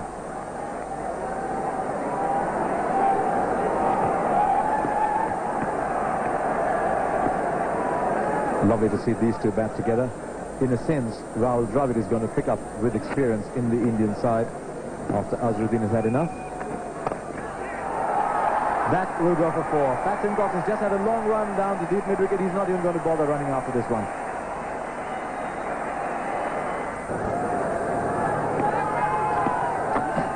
So the last ball of the day, and it's a wasted one from Macmillan. And away they go to the sanctity of the dressing room. It'll be a very happy Indian dressing room with a lead of 330 and 5 wickets in hand, and Azharuddin still at the wicket, nearing his 16th Test century, and Dravid looking good. And South Africa will have to try and bowl India out as soon as possible on resumption tomorrow. But it's been a very, very good day indeed for India. They resumed at there. Thank you very much, Harsha Bhogle. And a very good morning to this, the 4th morning, the final McDowell Test match. The series locked at 1-all. The pendulum definitely in favour of India at the moment. De Villiers to bowl from the pavilion end, his 22nd over to Mohammad Azharuddin on 88. And immediately the aggression of Azharuddin sees a single with half a chance of a bit of a run-out chance, in the sense that the batsman started and stopped after the misfield. And Ravi, are there any parts of this ground that you haven't seen this morning? Some people have to work for a living, Hooksy. But again, Azharuddin starting off from where he left yesterday.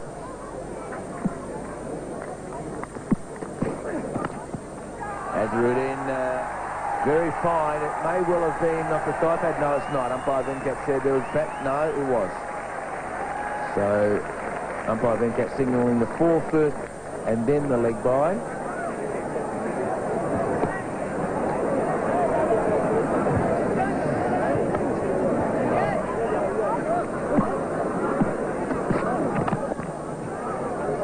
Short single, putting Adams under pressure. If he hits, it won't matter.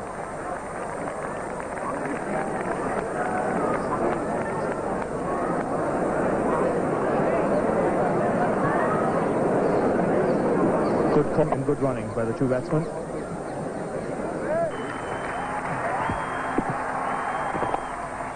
And classical Azharuddin. So the champion's brought up his 16th century. He gets a pat on the back by Simcox as he walks past in recognition. The standing applause of his teammates. He acknowledges his opponent's applause as well.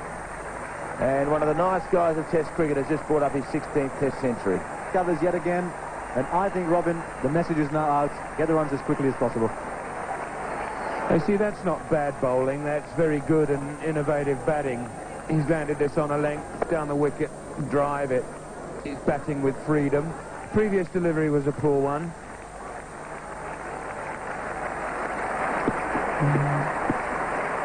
The South African off-spinner has battled during this game.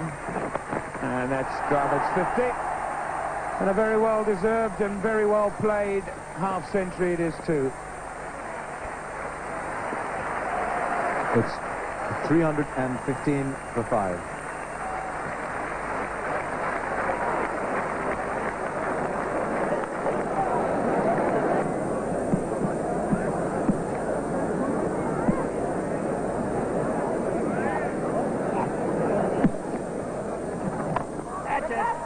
He's come in for quite a good deal of punishment, and more here as he's hit over the head of Middle for another boundary. So 4 more runs, and we'll take up the discussion that Robin Jackman was going on about in a short while. 347 for 5.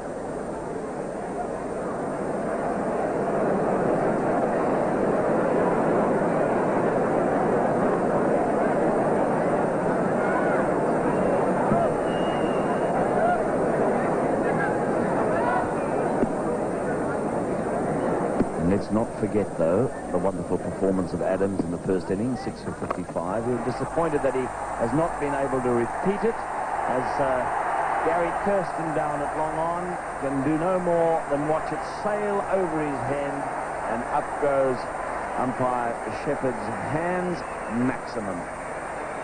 Well, he's really got stuck into this one, Mohammad Azharuddin. Lovely use of his feet. Once he knew he wasn't there to the pitch of the ball, just went through with the shot. Timed it beautifully. Way over Long On for 6.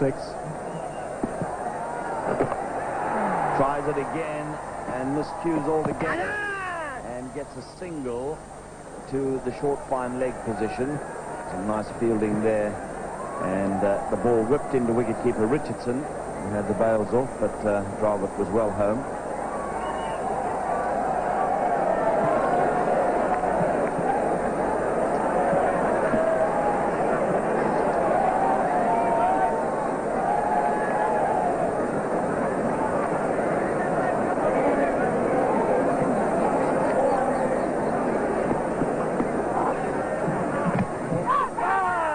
Caught, I think. It's grabbed by McMillan, and Dravid reluctant to leave, but he has to go in the end. And he is caught at slip, and a very good catch indeed by Brian McMillan. And Dravid just hovered for a moment, and eventually I think a nod of the head from umpire Venkat sent him on his way.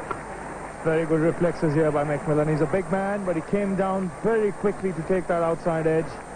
Umpire Venkatraghavan having no doubt in his mind that McMillan had taken the catch, so India lose their first wicket of the morning, their sixth of the innings, 357 for 6. He is the new batsman.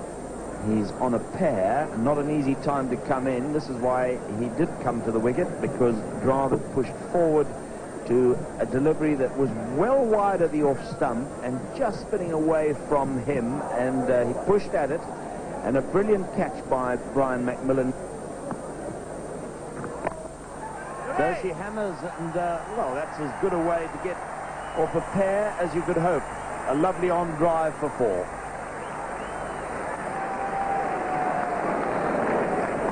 That'll make him feel better. No batsman likes to be on a pair, and this is firmly struck by Joshi.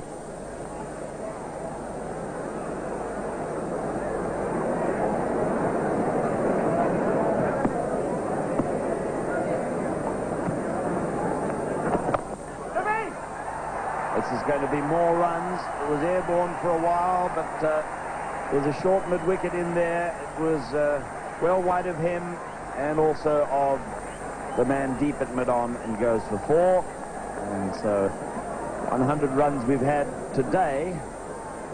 But when you're taking a bit of a pasting, it's very, very difficult indeed. The hero of the day, Mohammad Azharuddin, and the hero of yesterday too.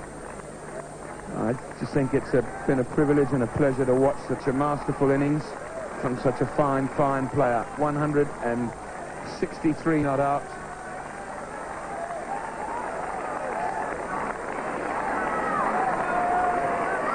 .130 in the session in 32 overs, and a wonderful partnership between Azharuddin and Rahul Dravid.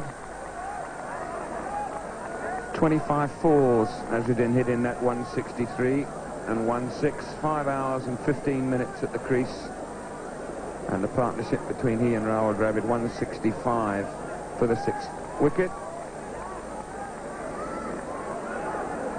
And the South African bowlers really did stick to their task. One can say that of them. Especially the seamers, de Villiers and Klusener having to bowl the lion's share of the overs in a lot of sense, certainly up until this morning. Brian McMillan bowled pretty well without success, as did Hansie Cronje.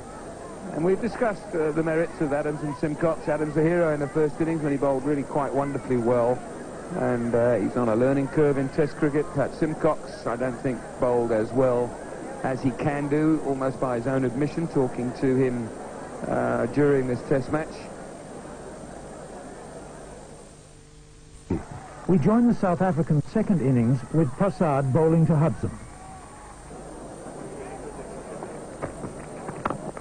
That's a lovely shot. Straight down the ground. That's how Hudson likes to play, with a full face of the bat, and he's going to get 4 runs. That's a lovely shot. Everything was right about that. First ball really pitched up in this innings, and Hudson putting that away. Full face of the blade, good balance.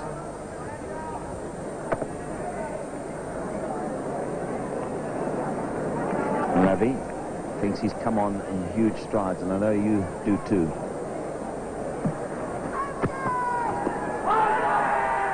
This is going to be a good shout because the ball hit the pad first on the way to the wicketkeeper. We'll have to see if it came back enough.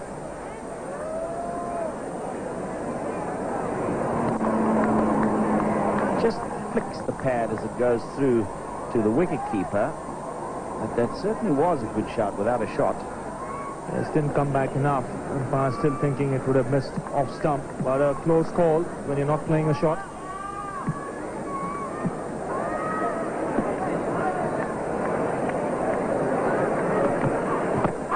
Oh, that came back a long way. Not long enough for him to earn the verdict from umpire Shepherd. Or maybe too much.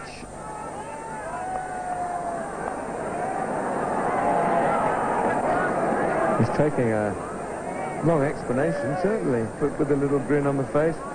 It really jags back, Shepherd says. That's missing leg stump, and it's a little on the high side, too.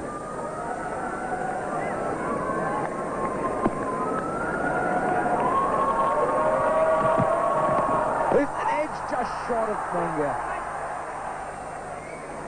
Now, that's great bowling because two balls have jagged back at the right-handed Hudson, and this one hits the seam and nips away. Doesn't quite carry to Mongia as cameraman follows it the whole way. Well done, Rian.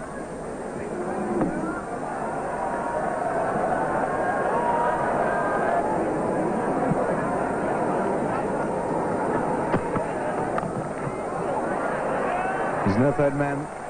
That'll go away for 4.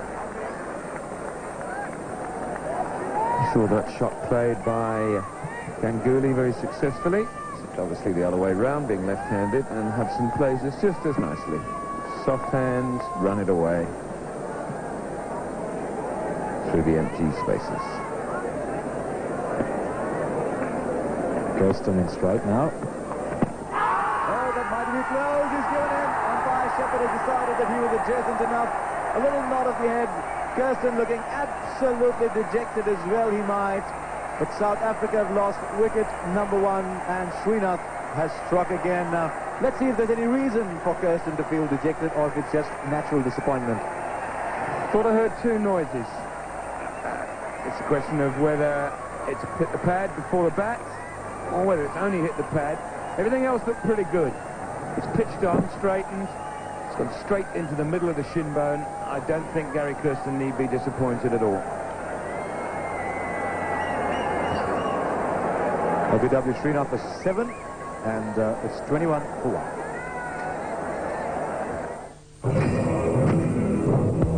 Herschel Gibbs, but let's take a look at the Kirsten dismissal once again. Robin? First thing we look for is where the ball pitches. It pitches between wicket and wicket. It straightens, it goes straight into the shin bone, then I think it slid off and maybe hit the bat. But there's no doubt that the bat was not near enough to the ball to have hit it prior to the ball hitting the pad. That's now slid off the pad and onto the bat. That's not true. Did it take inside edge? They're all up in the field. They think it hit it. Definitely hit something. Might have been pad, might have been inside edge, but I'll tell you what, it certainly went right through Herschel Gibbs. Fantastic delivery from Javagal Srinath. Taylor, wicket under the belt. Gibbs doing the right thing by getting forward.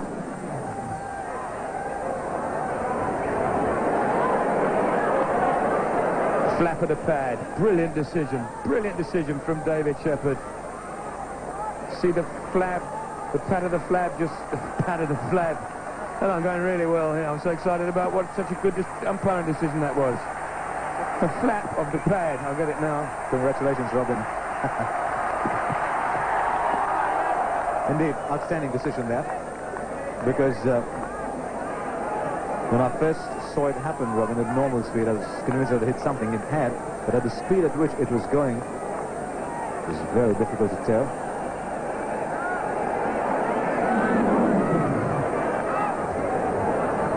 Just the top of the pad there, so that I don't get myself into a state again. Very confident appealing from everybody. It makes the right sort of noise when it just clips the top of the leather, sounds very wooden. And what an over, the next delivery that we've almost ignored because of the LBW shout. Seemed away from Gibbs. Which one? What's this going to do?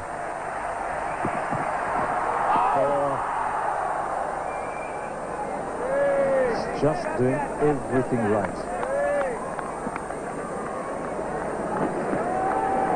The perfect delivery. Draw the batsman forward and leave him. Fantastic over this from the Indian opening bowler.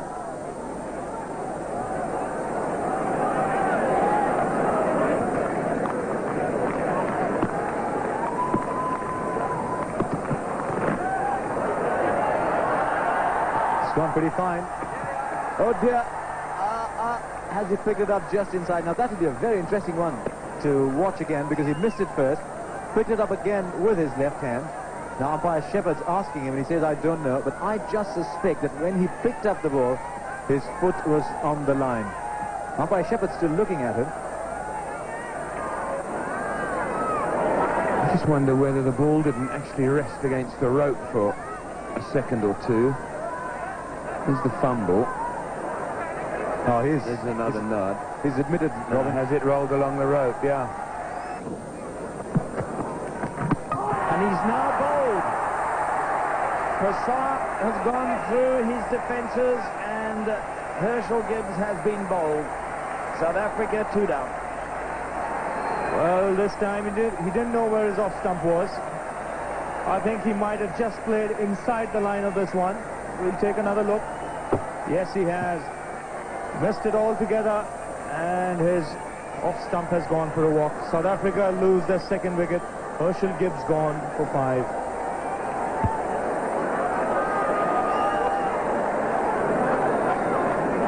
Darryl Cullinan to the wicket to face the music.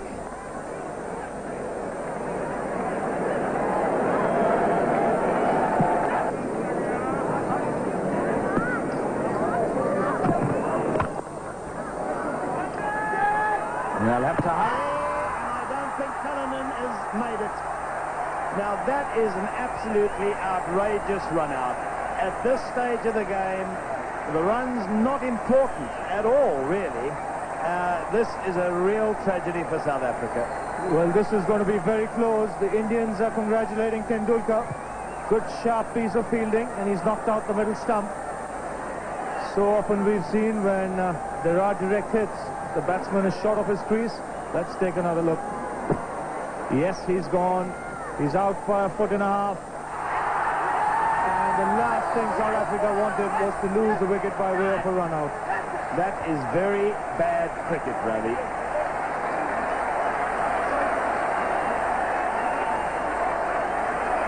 Really up against it, South Africa. They could ill afford ill judgment like that. Whatever possessed Al Cullinan to set off for that run, I do not know. He's paid the penalty, he's run out for 2, and South Africa 29 now for 3.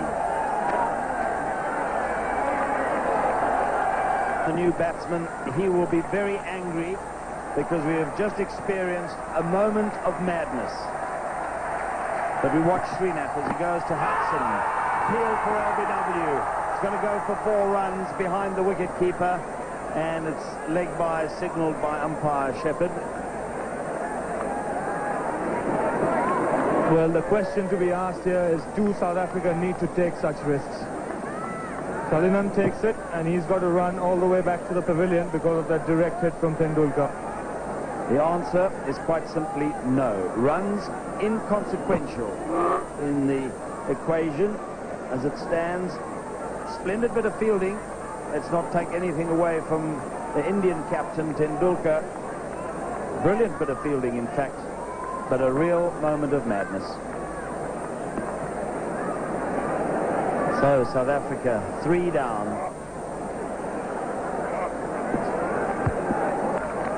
Whether it was for 33 or 133, it wouldn't really be of great importance. This is sliding down the leg side. And umpire Shepherd So the end of... No, it is indeed the end of the over. It is, yes, 33 for 3.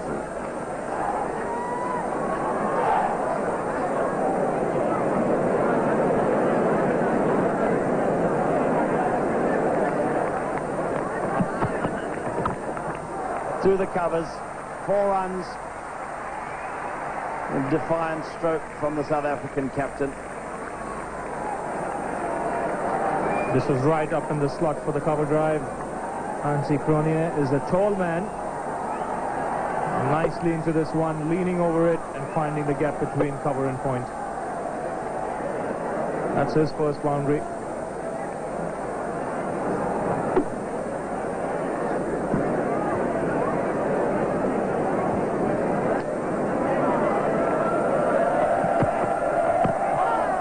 Just held that one back a little, Prasad. Again hitting the pad. Again there was the in-swing going down the leg side, so they didn't really bother with the appeal. End of over, 43 for 3.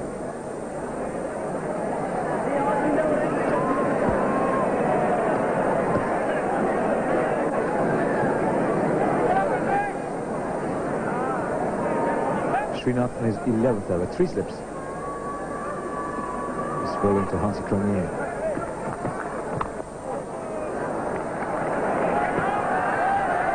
Vulkeri Raman's running after it.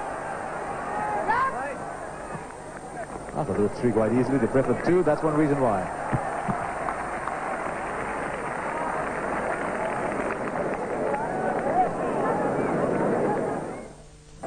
And it'll be interesting to see if Joshi gets a little more help from this end. Indeed, Kapoor bowled his 9 overs for just 10 runs.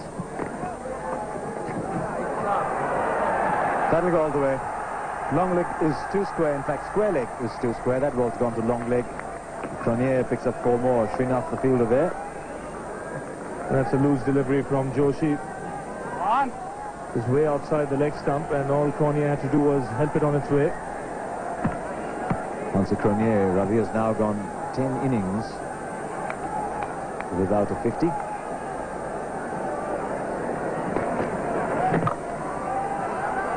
Stunning shot. Just about saw the ball, if you're watching it through the naked eye, as it clattered into those advertising boards. Yes, this time it came off and it looked good. You're talking about motivation again. This is a fine shot by Cronje. One wonders if it would have been better for the selectors to announce the team maybe tomorrow. There's not much support for Joshi there in the deep, but this time Srinath looked like he might just get a foot in. He didn't. So the run's coming here for Cronje. Yes, and he's sweeping from the stumps. There's no one on the onside. There's a big gap there between square leg and mid-on. Srinath unable to get his foot to that ball, and another boundary for Cronje. Consecutive boundaries now for the South African captain as he inches towards his 50.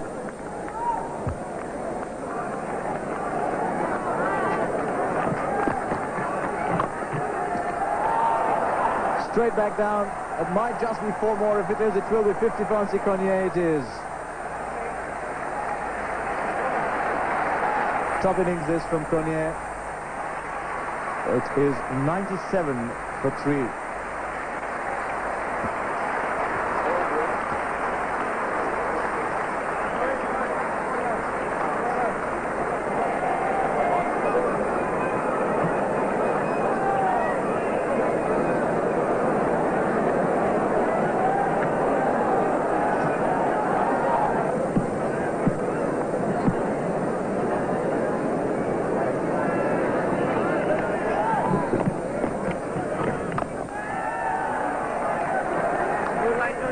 Because he loves to sweep, Hansi Cronje.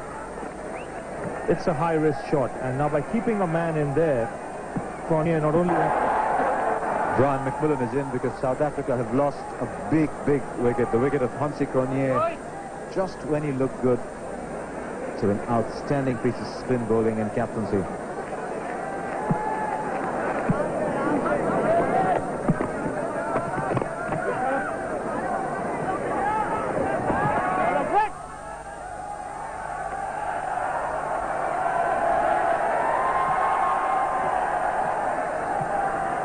1 minute playing comfortably, the next minute that sort of thing happens. They say, if I just keep playing like this, it's going to go to somebody in a minute, so I just as well be reasonably aggressive. And that was certainly the attitude of Hansi Cornier, and you can't entirely fault it, even though it looked as though he was taking the odd risk here and there.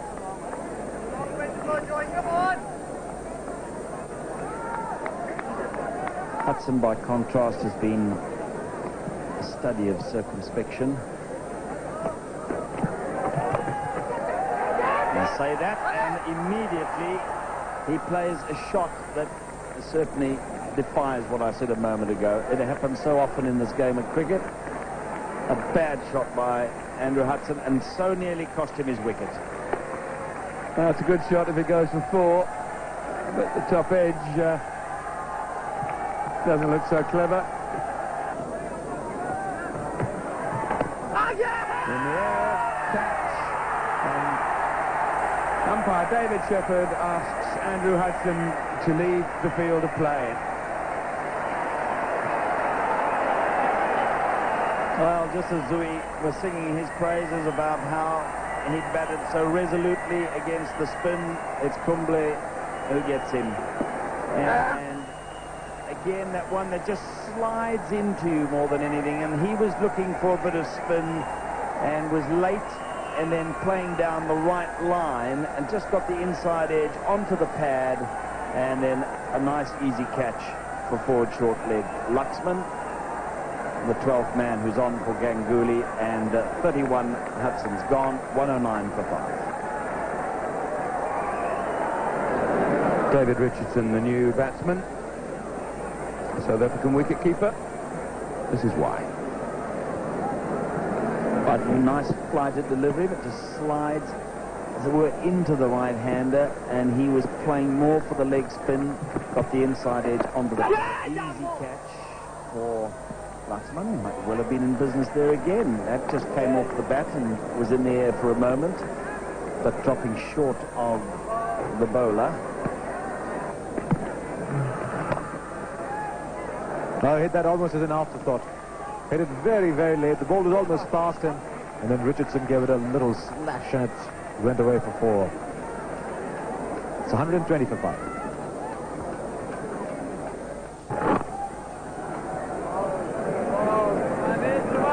Still opting to play off the back foot, McMillan. Sure, Kumble would be aware of that.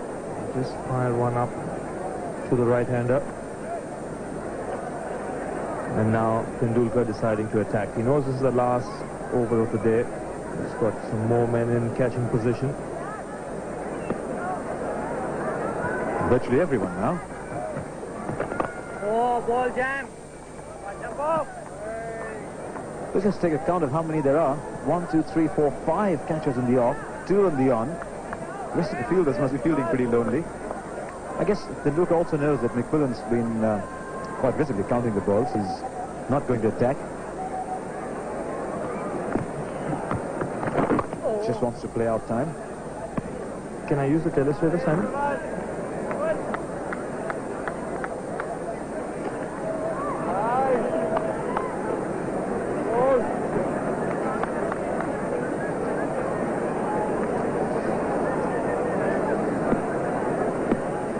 Very interesting field here for Anil Kumble. And McMillan still opting to go back. He's got a man in here, Sunil Joshi.